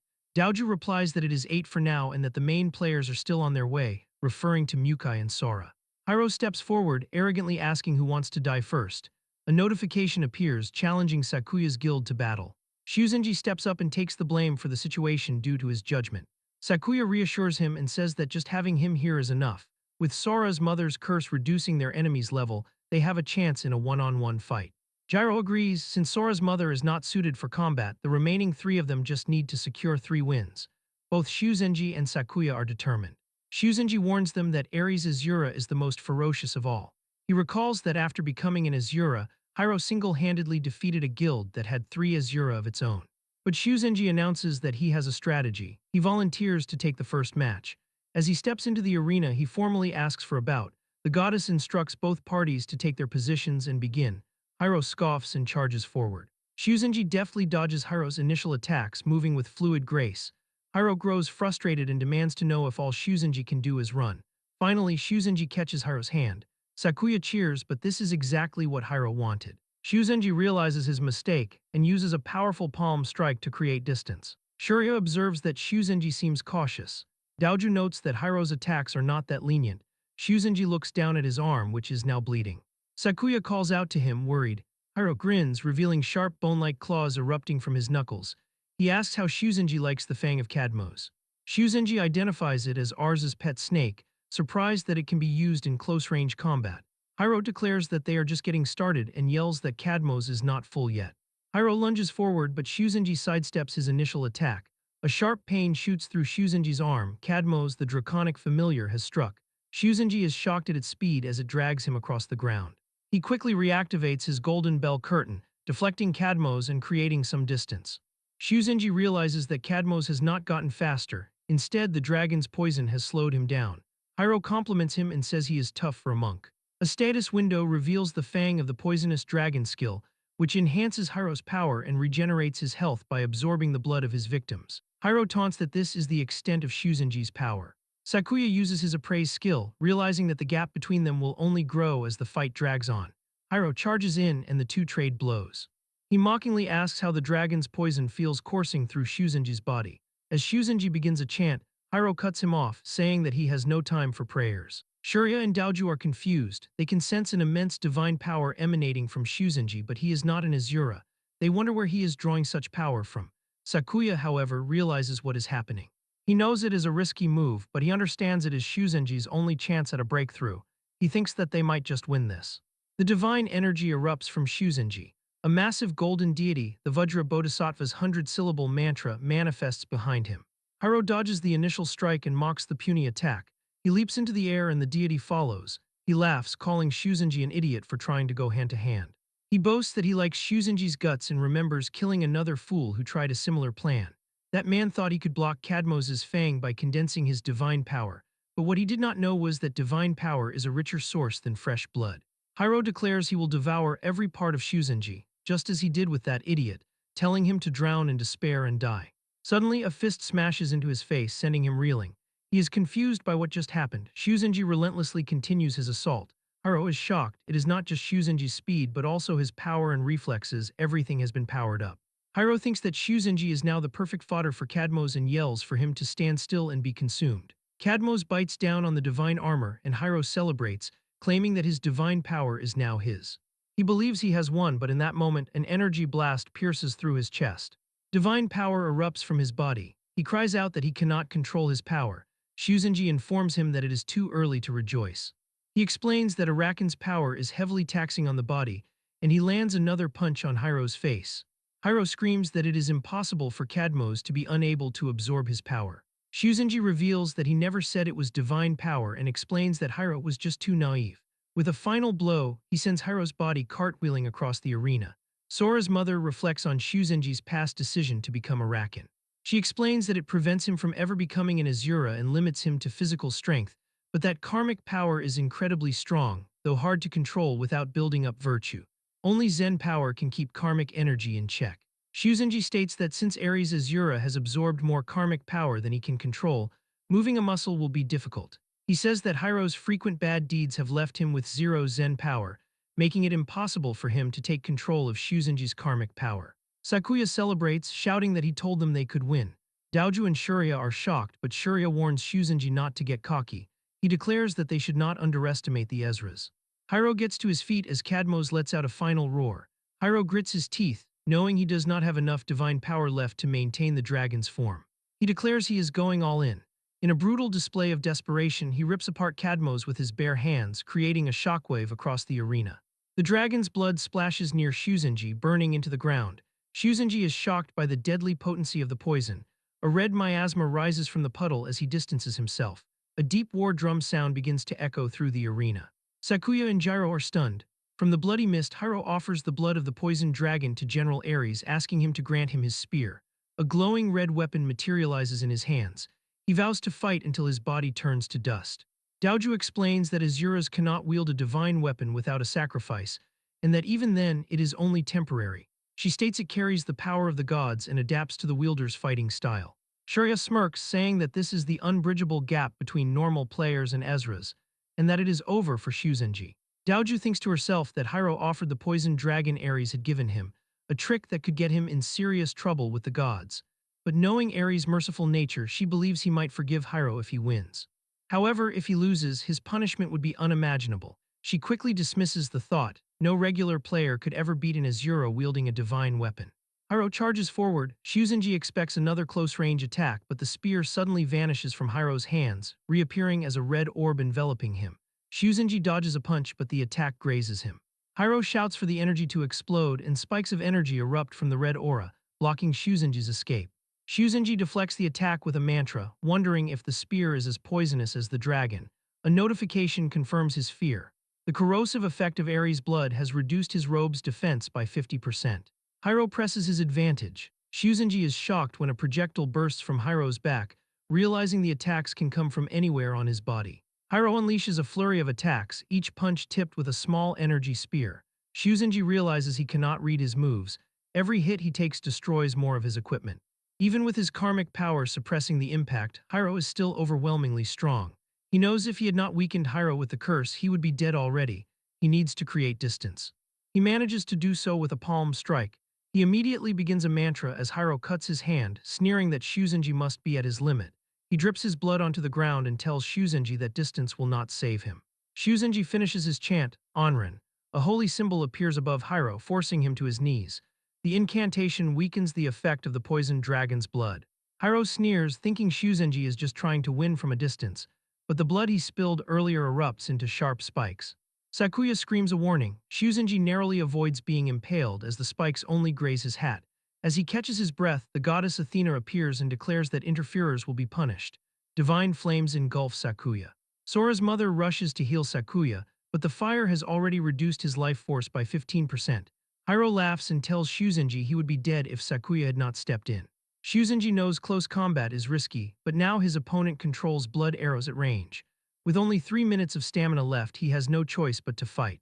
Hiro tells him to stop wasting time, but Shuzenji begins another chant. The ranks of Arakan are the Heavenly Eye, Wisdom Eye, Dharma Eye, and Buddha Eye.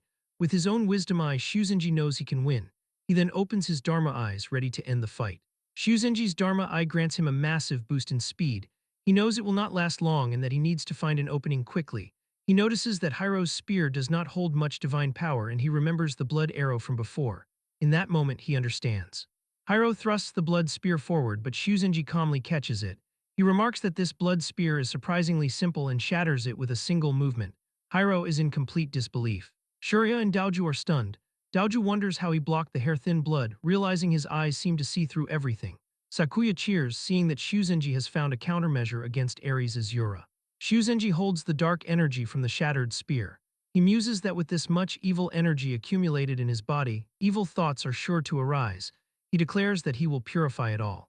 Hiro screams that it does not matter if Shuzenji saw through the attack, because the blood is touched by his divine power and can be controlled freely. Daoju explains that the divine power in the blood is not uniform, and that since it is so thin it can pierce any defense. There is no escape. Hiro yells for Shuzenji to die, but the monk, with his Dharma Eye active, easily dodges the attack. Shuzenji chants, stating that all beings are covered in ignorance and bound by afflictions. Daoju warns Hiro to watch out for Shuzenji's eyes as they can see the movement of divine power. All of his attacks will be meaningless. As Gyro tries to interfere, Athena issues a warning, but Shuzenji stops him and says they should see his victory through. Hiro screams that he does not need their help, but suddenly he sees a huge sacred form appearing behind the monk. He curses the damn monk. Shuzenji recites a sutra that summons a spirit to overcome obstacles and grant peace. He thinks that this is the first sutra all monks learn. It is not weak, however.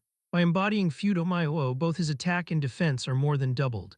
But the sutra takes 30 seconds to chant and requires perfect focus, making it a huge risk in front of an enemy. Hiro furiously tries to attack to disrupt the chant, but his attacks are easily blocked. Daoju calls Hiro an idiot, knowing that he should have tried to disrupt the sutra after Shuzenji was sealed. The monk is unfazed, knowing the surprise attacks are meaningless before his Dharma Eye. With only 15 seconds left, Hiro grows more desperate. Blood begins to pour from his own eyes. He is reaching his limit. Shuzenji's own eyes start to bleed, showing the strain of maintaining his focus. After a tense countdown from the sidelines, he completes his chant. The sutra's power erupts like flaming ice, and the sacred form behind him unleashes a devastating blow on Hiro. The attack connects, and Hiro is slammed to the ground. Shuzenji stands tall, glad that he finished the fight before the Dharma Eye reached its limit. Athena's voice booms, announcing victory for the allied guild in the first battle. Shuzenji Yukio is the winner. After a moment, Daoju heals Hiro and remarks that he needs to try harder.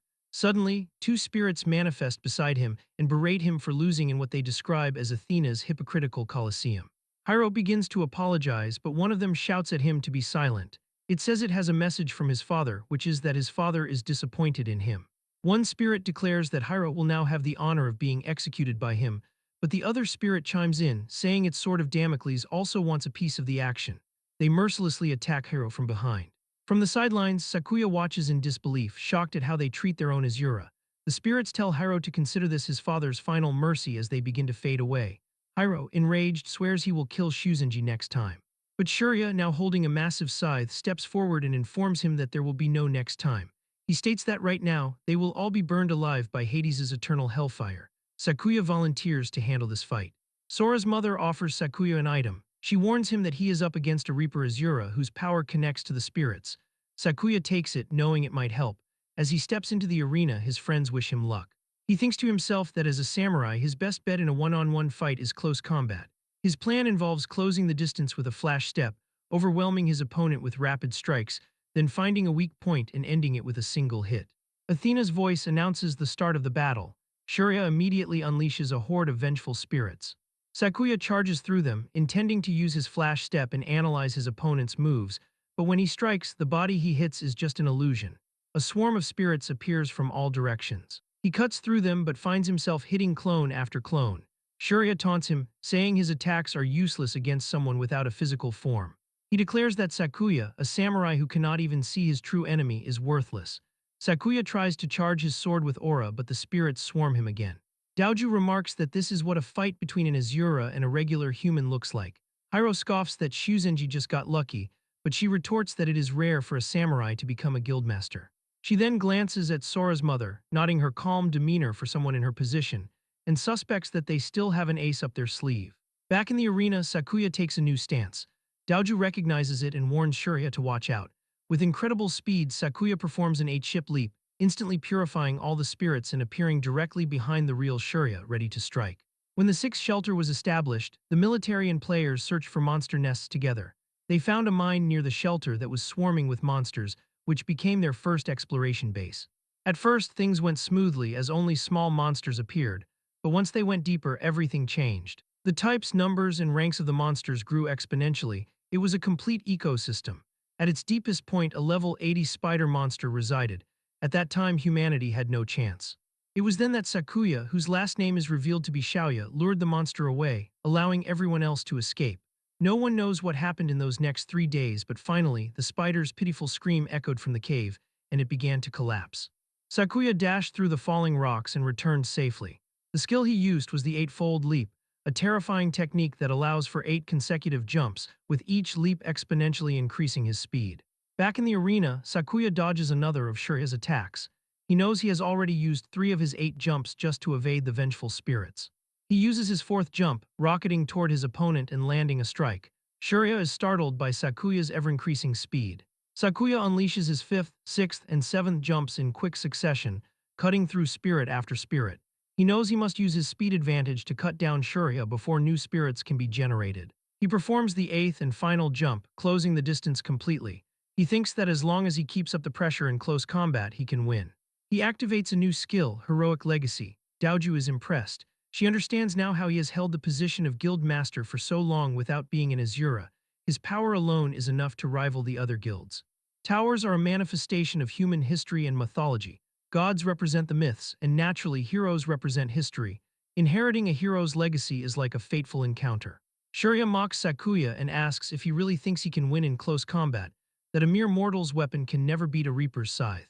Sakuya thinks the scythe is a terrifying weapon, but he knows that a human cannot handle such a divine artifact easily. If Shurya is forced to wield it like a normal weapon, it will create a massive opening. As Shurya swings his scythe, Sakuya exploits the opening and thrusts his sword forward. He taunts that it seems no god taught him how to use that weapon. He lands a direct hit, smugly thinking that he only planned to use his final leap to dodge. From the sidelines, Gyro celebrates, thinking it is over, but Sora's mother warns that it is not yet. Shurya just laughs. He says that the victorious expression of his opponent is really cracking him up. Sakuya is shocked that his attack did not land and wonders if Revenant Shade has no cooldown. Shurya reveals he can switch places with more than just a spirit body. He touches Sakuya's chest, leaving the mark of Hades. Sakuya realizes his mistake. His opponent transformed his own physical body into a spirit form, nullifying the attack. Shurya, now surrounded by a new horde of spirits, explains that if Sakuya gets marked 4 times, he will become his sole slave, and he will not be getting another chance. A mark appears on Sakuya where Shurya touched him, a Hades brand. When the brand reaches level 4, the bearer becomes a wraith of Hades. Sakuya realizes his dilemma. Getting close means getting marked, but staying back means being surrounded by specters. To make matters worse, his 8-ship leap is still on cooldown. Shurya acknowledges Sakuya's talent but dismisses him as just another nobody and attacks. He knows that in his spirit form he constantly drains mana and takes more damage from magic, but just like a demon soul, he is immune to physical attacks. Sakuya barely dodges a strike. Shurya compliments Sakuya's speed but still manages to land another touch. A second brand appears, Hades Mark II. Shurya laughs, taunting that running is futile. Once Sakuya is marked 4 times, his body will burn in hellfire and his soul will become Shurya's puppet.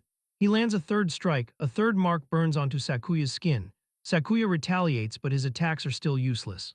Shurya deduces that Sakuya is trying to run out his mana to force him out of spirit form, but it will not work. He can maintain this form for 3 more minutes. And for Sakuya, he smirks, the next one will be the fourth mark. Sakuya prepares for a big attack. Shurya sees him charging his sword aura and thinks it is foolish to leave such an opening.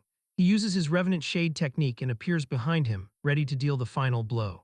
As Sakuya calmly unsheathes his blade, Shurya is shocked as his attack is blocked. He had fallen for Sakuya's trap. The sword aura was physical and had no effect, just as Shurya had thought, but Sakuya had another plan. He pulls out the item his wife gave him, recalling her words that as a Reaper Azura, Shurya's power is tied to spirits.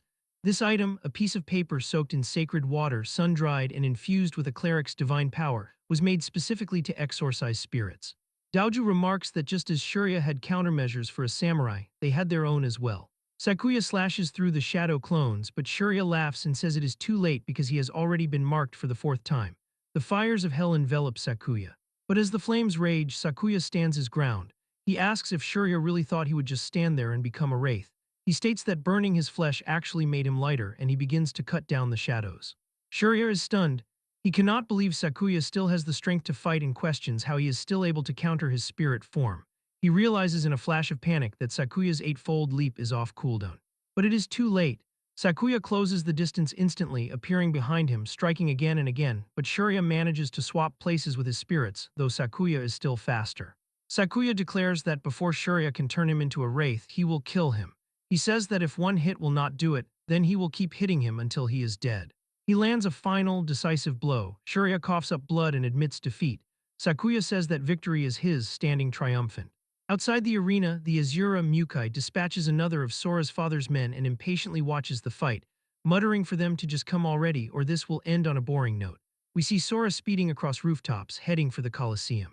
Back inside, Gyro celebrates, thinking they have won, but Shuzenji senses that something is wrong. A dark energy far stronger than Hades is growing stronger. Suddenly, black lightning bursts from Shurya's defeated body. He pleads for one more chance. From a tear in spacetime, 2 skeletal hands emerge and pull open a portal. A massive skeletal being with a dark aura steps through. The being calls his brother pitiful. Sakuya cannot believe what he is seeing. The being grabs Shurya's head, which is still pleading for a second chance, and tells him that cheap tricks will not win battles. The skeletal figure declares that power is everything as it crushes his brother's skull, adding that their lives all end here. Sakuya wonders if this is Hades Azura's true form, while his companions stare in horror. Mukai, still watching from afar, smirks, thinking that things just got interesting. Hades reveals that the first person he killed after becoming an Azura was his own brother, and that he has lost count of how many he has killed since. He says that once they die, they will become his puppets, and Shurya's spirit rises to join a spectral army. Hades declares that their fate will be the same.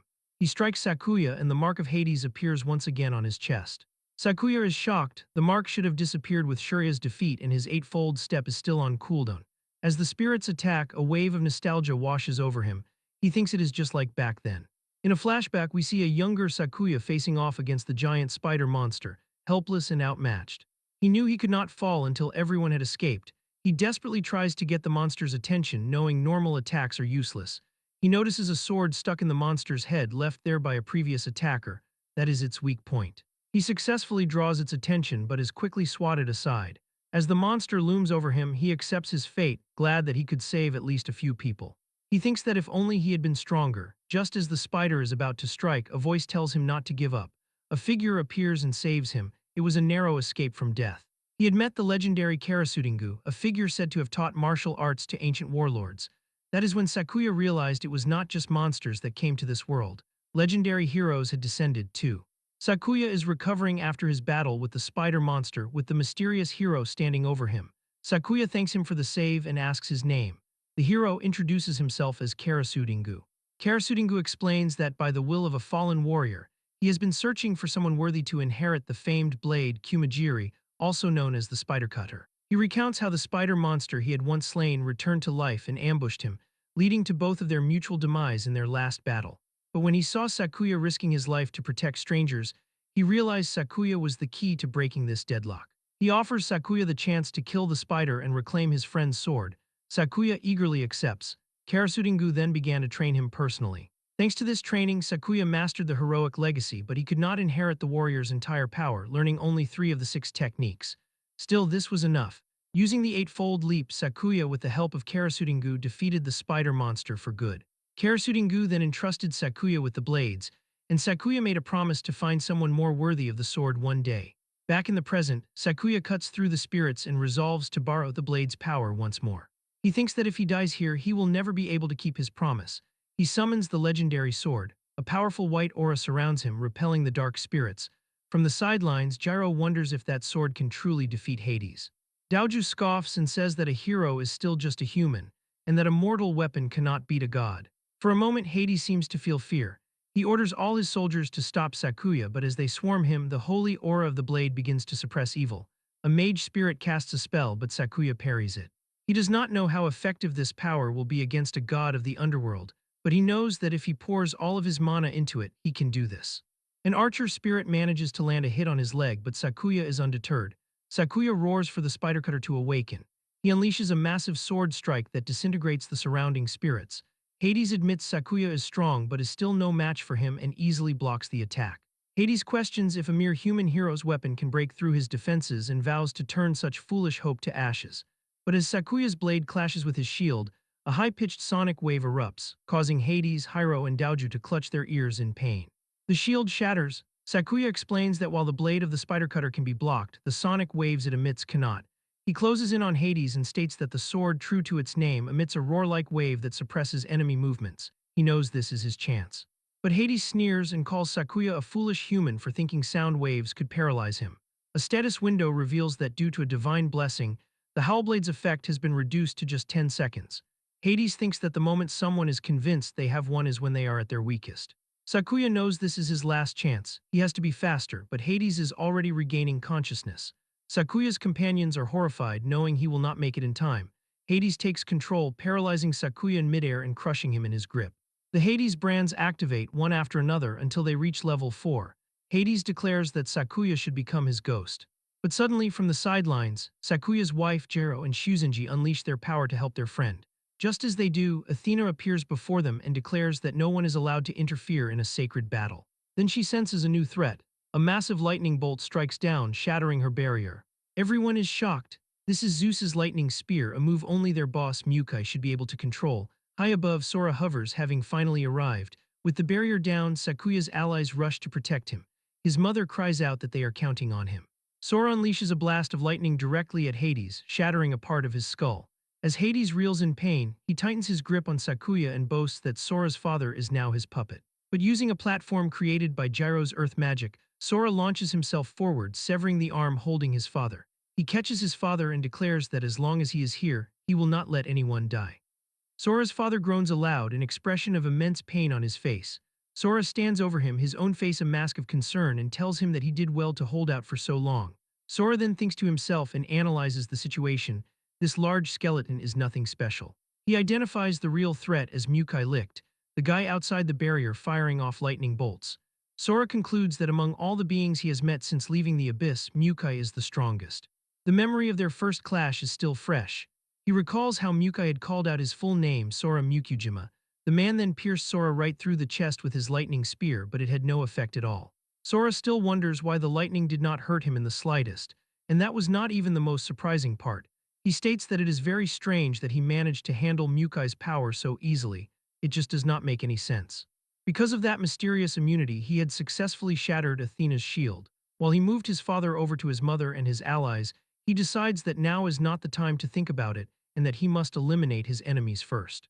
High above the chaos, Mukai is suspended in the air, looking down at them. A serpent-like figure seems to shimmer behind him as he looks down with snake-like eyes. He thinks to himself that this is interesting. Suddenly, Hyro lets out a loud, crazed laugh. He declares that if the barrier is gone, it means they no longer have to follow those damn rules. He calls Shuzenji a bald monk and tells him it is time for another round as he furiously attacks him with a punch.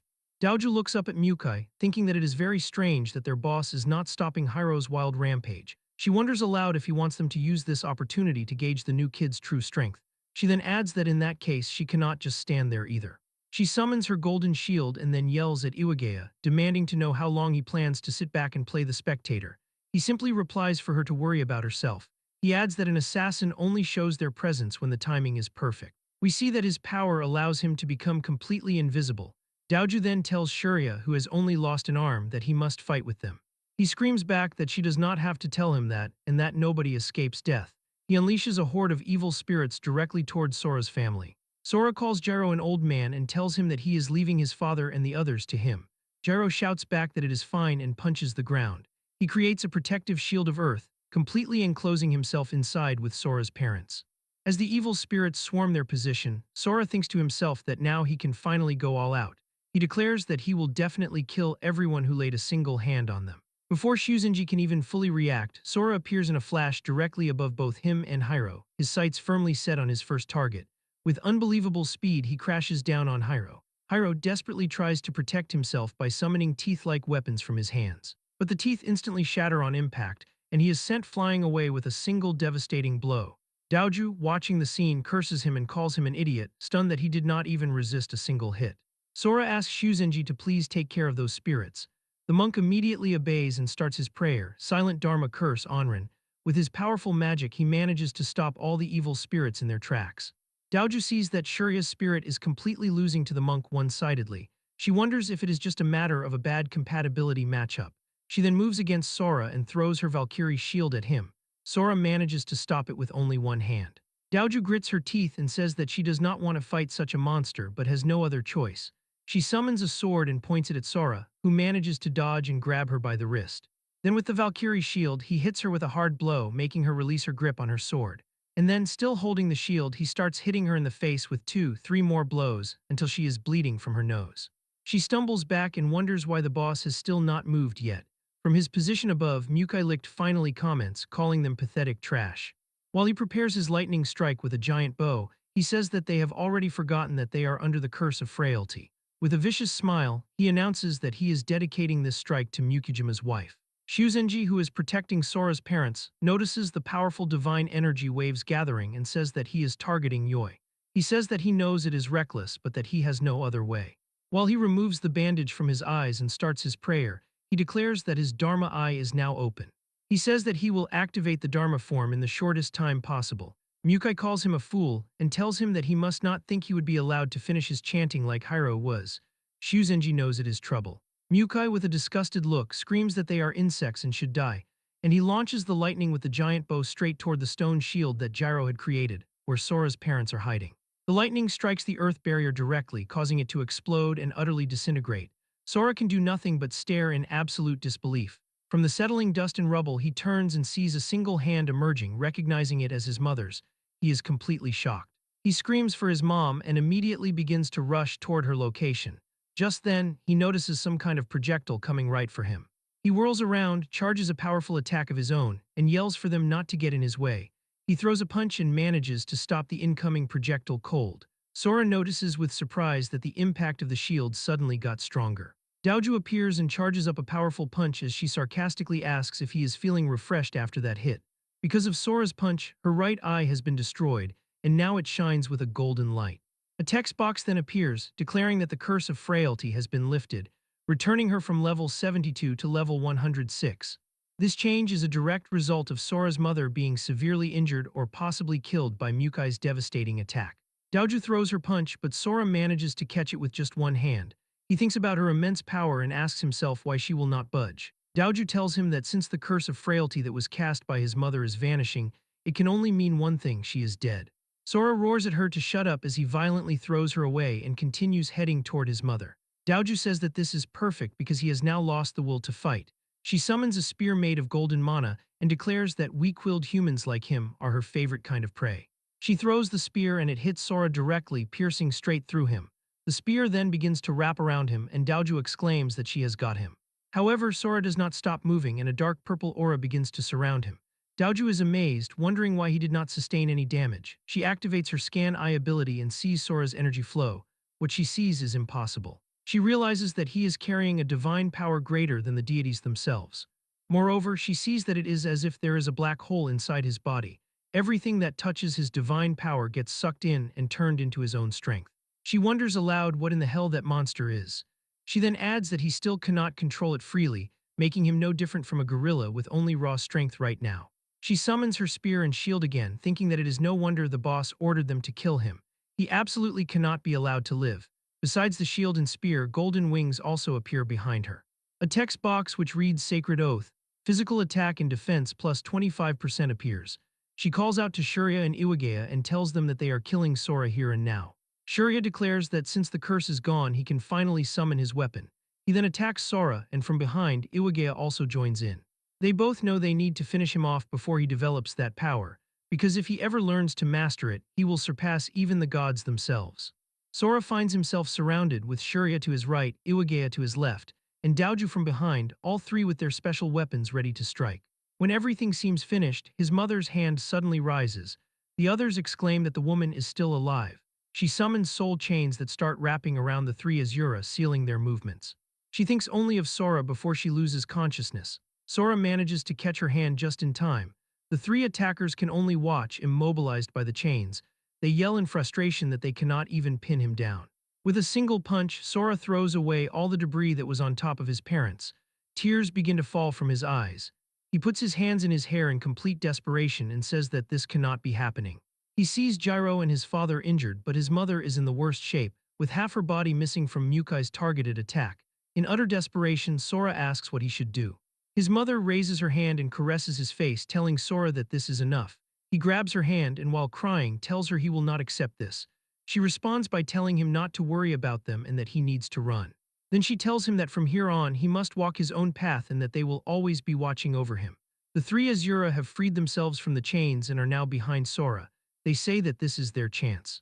Iwagaya attacks him, and while he is about to hit him with his dagger, Sora turns around, completely furious, and throws a punch at the dagger, completely destroying it. Iwagaya is in utter shock and says that his knife that was forged from divine power just broke. He then uses his technique to escape behind Daoju. She is surprised and says that he has got to be kidding because he shattered a divine knife with one hit from his bare fist. While preparing to attack, she says they must not face him head-on. Sora arrives, filled with fury, and throws a punch, but she blocks with her shield. The shield cracks from the sheer impact of the blow. Sora grabs the top part of the shield and it begins to crack even more. He furiously screams that he will tear them all apart. Daoju, in complete shock, thinks to herself that he absorbed their divine power and grew even stronger. Sora grabs her by the neck and throws her aside like a ragdoll. She yells at her comrades not to use their powers. Sora, filled with a blinding rage, charges towards them. Daoju knows she cannot possibly dodge him because he is simply too fast. He smashes his fist straight into her face. Iwagaya, watching the chaos unfold, thinks about who this monster is. He turns his attention and notices Sora is now heading towards him. Despite being invisible, Sora locks onto his position and closes the distance instantly, his fist already cocked back. Iwagaya thinks that Sora noticed him and that it is impossible. He realizes that Sora is not just sucking up his divine power, but that he even saw right through his stealth, which is his specialty move. Iwagaya crosses his arms to block the incoming blow. Suddenly, the scene shifts. Shurya has taken advantage of the distraction and is approaching Sora's dying mother. He says that they may be having fun brawling, but he asks if they are not forgetting something. He points out that Sora's mother is on the brink of death, and that he just left her there so he could fight, calling him a disgrace of a son. But Shuzenji appears between them and declares that he will not let Shurya get away with that. Shurya sneers and calls Shuzenji a pathetic hero before he hits Shuzenji full-on with his scythe. Sora leaves Iwagaya alone and immediately goes to Shuzenji's side.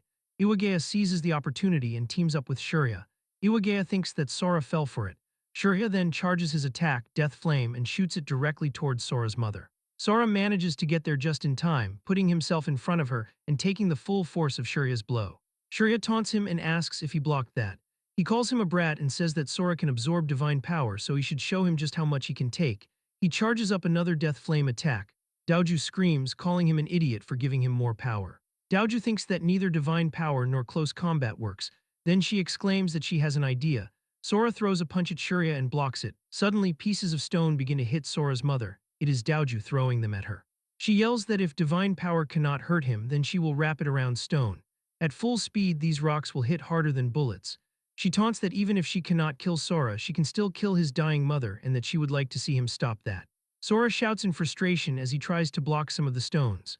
Others hit him full on and still others get through, hitting his mother. Daoju laughs, telling him to keep burning himself out like that. She then yells to the others that they will all attack now and that Sora Mukujima should die. They all throw rocks at once. Sora desperately tries to block all of them, with some hitting him while others hit his mother. His mother is crying, telling him it is okay and that he does not have to.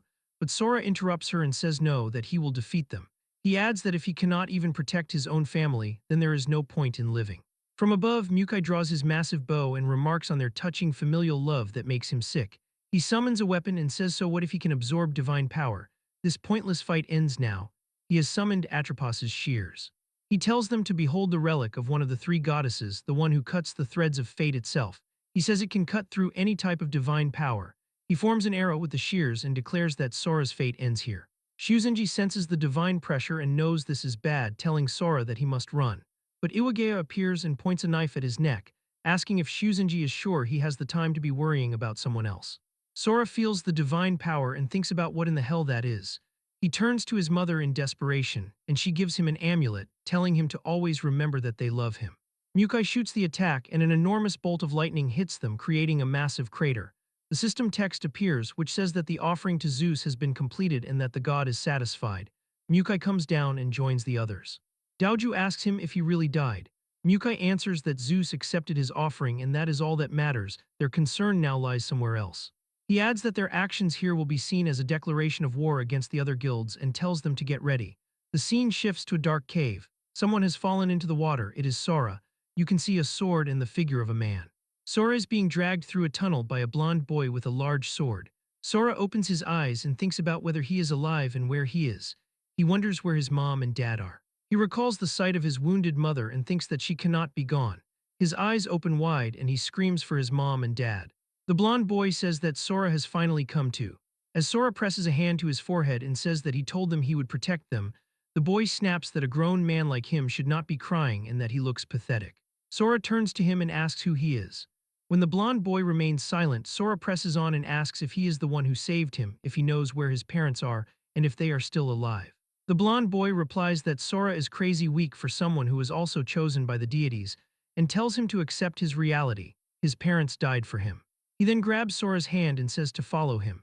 Sora refuses and twists away, shouting that he is going back and for the boy to let go of him. He throws a punch, but the blonde boy easily blocks it. Sora realizes that he cannot muster any of his strength. The blonde boy tells him to stop whining so loudly and lands a blow to his chest that sends him to the ground. He asks Sora if this is how he acts towards the person who saved his life, and states that if he can save him, he can also kill him. Sora lies there helpless. The blonde boy continues, explaining that Sora's link to divine power was severed by Atropos' shears, and that without that protection, he is no different from the common man. He hefts his massive sword and growls, asking if the brat gets that. He then plants the blade into the ground before them and says that the person Sora is about to meet can restore his body's link with his divine power and can also teach him how to control it properly. He asks if Sora is coming with him or not. He extends a hand. Sora clenches his fist, takes the blonde's hand, and agrees that he is coming with him. The blonde boy warns him not to think of him as a good guy and tells him that from here on out they are enemies, so Sora should keep his guard up. Suddenly, someone calls out for them to please wait. The blonde boy asks who is there.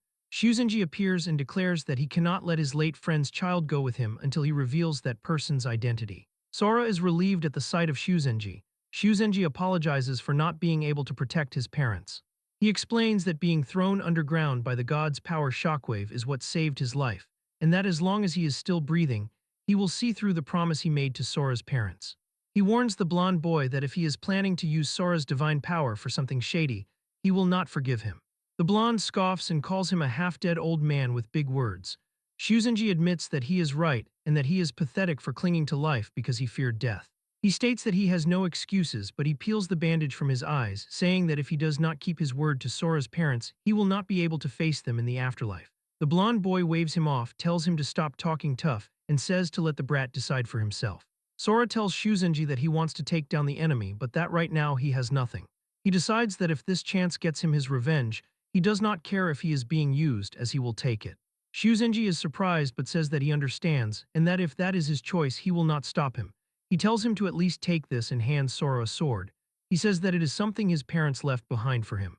Sora studies the sword and thinks that he knows this feeling. It is his mom and dad's power, and that is not all. Shuzenji asks if he sees it too and explains that this weapon, passed down through generations of heroes, records the memories of those who wield it. He adds that to access more, Sora will need divine power, so it will not work in his current state. Sora mutters about using this sword himself, and then thinks that he would need the power of foresight. Shuzenji explains that Yoi entrusted it to him and said Sora would be able to use it one day, and tells him to keep it safe. The blonde boy asks if they are done yet.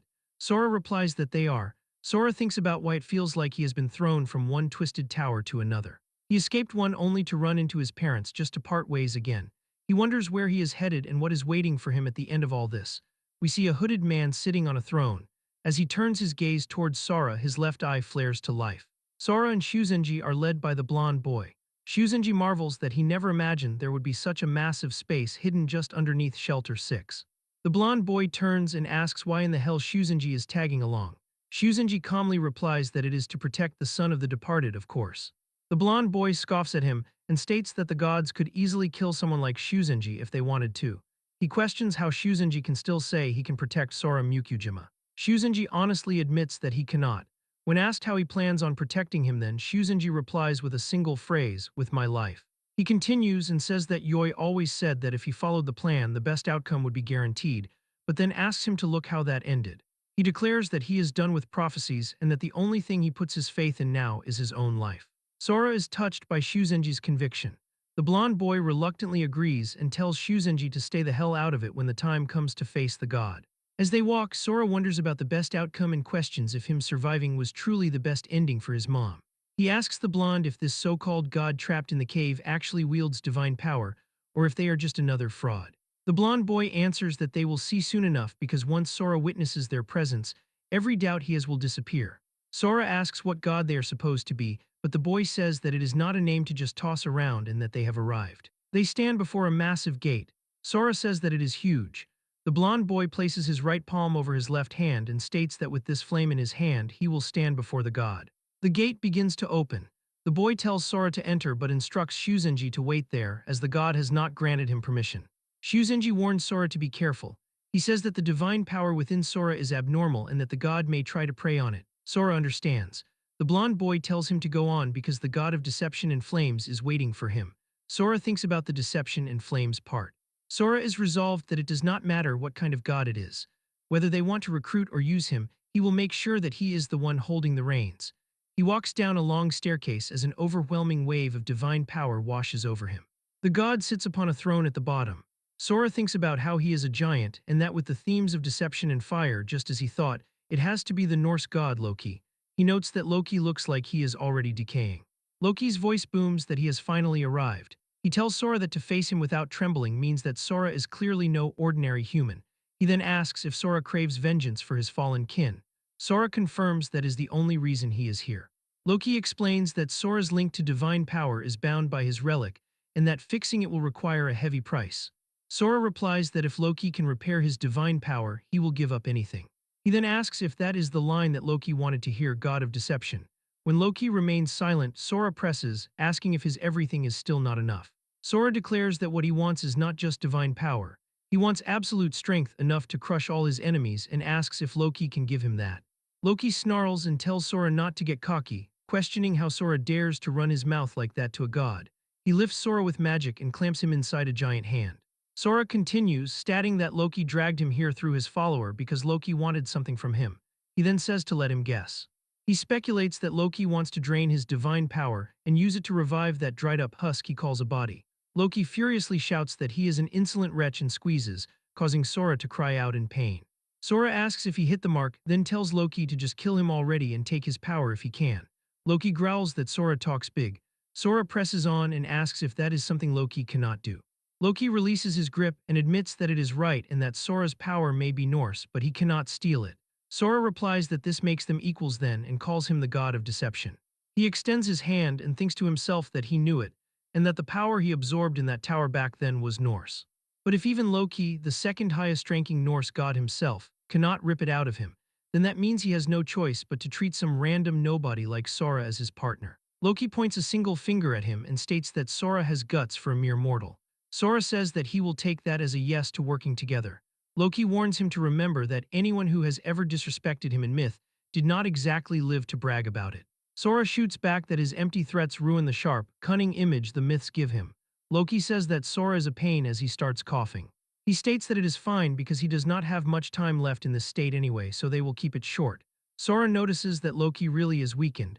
Without divine power, Loki is basically just a shell. He thinks that if they are teaming up, he should show some good faith too. He asks the deceitful god what his play is. Loki tells him that he is going back into the tower. Sora remembers his time there and says, back into the abyss. Loki explains that there are 16 towers on this planet, each sealing the power of a different god. The Norse towers, besides his, have already been opened, but none of the others have awakened. He says that they cannot let outsiders claim what belongs to them. Sora asks then why the Norse gods are not waking up. Loki furiously snarls that it is because they were betrayed.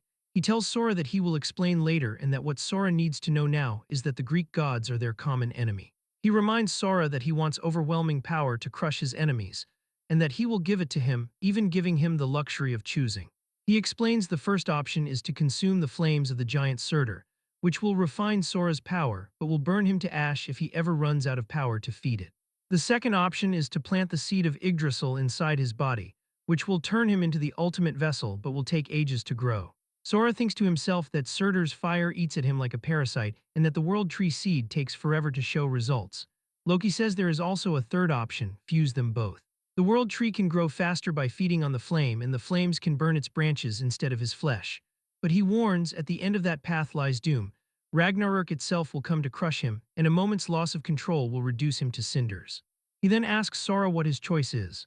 Sora replies that it is as if he ever meant to let him choose and that obviously he is taking both. Loki laughs loudly and calls that the spirit.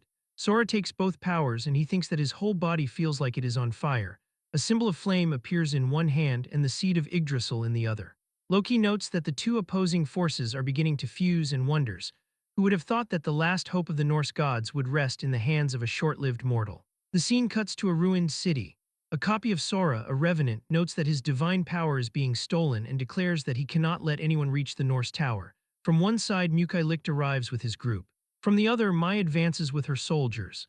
Mukai summons his power and says that this makes 17 towers now. He then declares that they will be the ones to claim it. Loki stands over Sora's unconscious body, holding both the essence of Surtur's flame and the seed of Yggdrasil. Both of the raw divine powers begin to clash violently within his subconscious. Watching from outside the cavern door, the blonde boy and Shuzenji observe the scene with concern.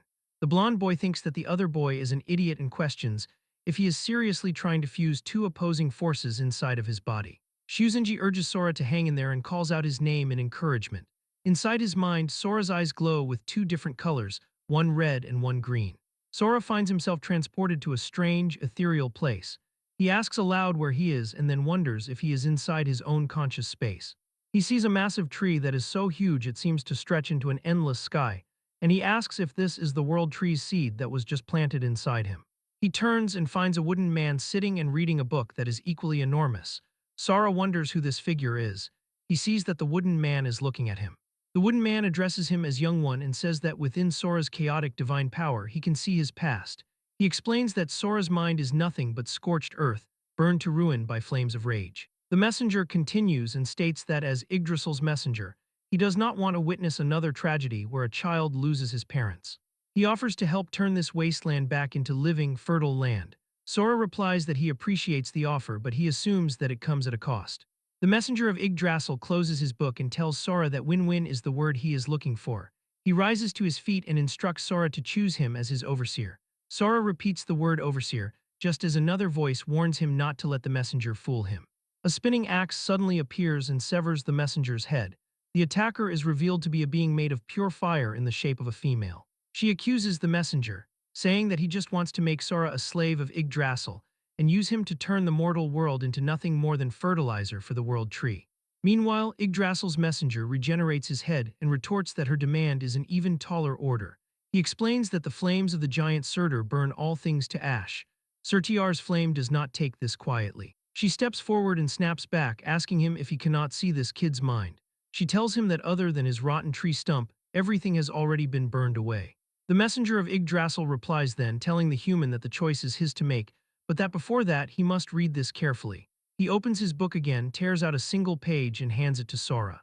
Sora takes the page and reads its title, Azura's Notebook.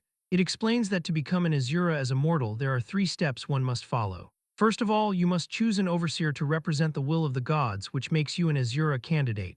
Second, you must descend into the abyss and fight the other candidates. And third, you must be the last man standing to become an Azura, the official proxy of the tower's god. By doing so, you will gain the god's weapon and the authority to control the tower itself. It further explains that the overseer always watches their Azura, and if the Azura insults their god, they can punish them or take back the divine power.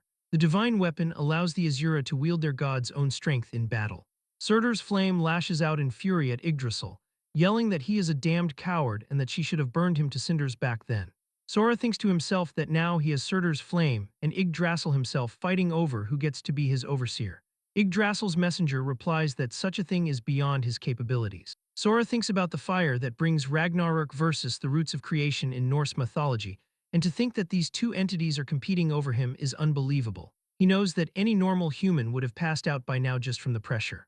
The two turn their attention back to Sora and demand to know which one of them he will choose. Sora finally snaps and tells them that they have it twisted. He yells that they are acting like he should be grateful for this gift that they are dangling in front of him. His hair grows long as his form begins to shift into that of a monster. He snarls that no matter which one he picks, he will just end up being their puppet, right?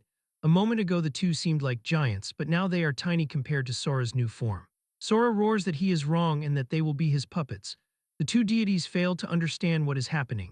Sora seizes them both with his hands and tells them that their powers are already in his hands, so they should drop the god act. Surtur's flame pleads for him to let her go, but Sora swallows her in one bite. He then devours Yggdrasil's messenger as well. Inside his eye, the reflection of the world tree can be seen, and Sora declares that from now on, gods are nothing but food for him. Back in the real world, Loki asks Sora which one he chose. He then thinks to himself that it does not matter. Whoever's Azura Sora becomes, he is already caught in his trap. Sora looks at his hand and tells Loki to look and see for himself, showing a symbol now etched into his right hand. He then gets up and says that he is out. Loki, staring at the mark on Sora's hand, exclaims about what it is. It is neither Surtur's flame nor Yggdrasil. He says that he has never seen a mark like that before and then asks himself not to tell him that he fused them both inside his body, that he says is impossible. From elsewhere, a system message appears to all players. It says that the first Azura candidate of the 17th tower has appeared. It reads Tower 17, Ruin and Rebirth. The 9 intertwined worlds unlock for early access. Both Mukai and Mai are shocked by the message. Mukai thinks that someone is already ahead of them. Mai, meanwhile, wonders if it was those tigers roar bastards pulling strings behind the scenes. They both start to run, shouting for their forces to move, that they are breaking through.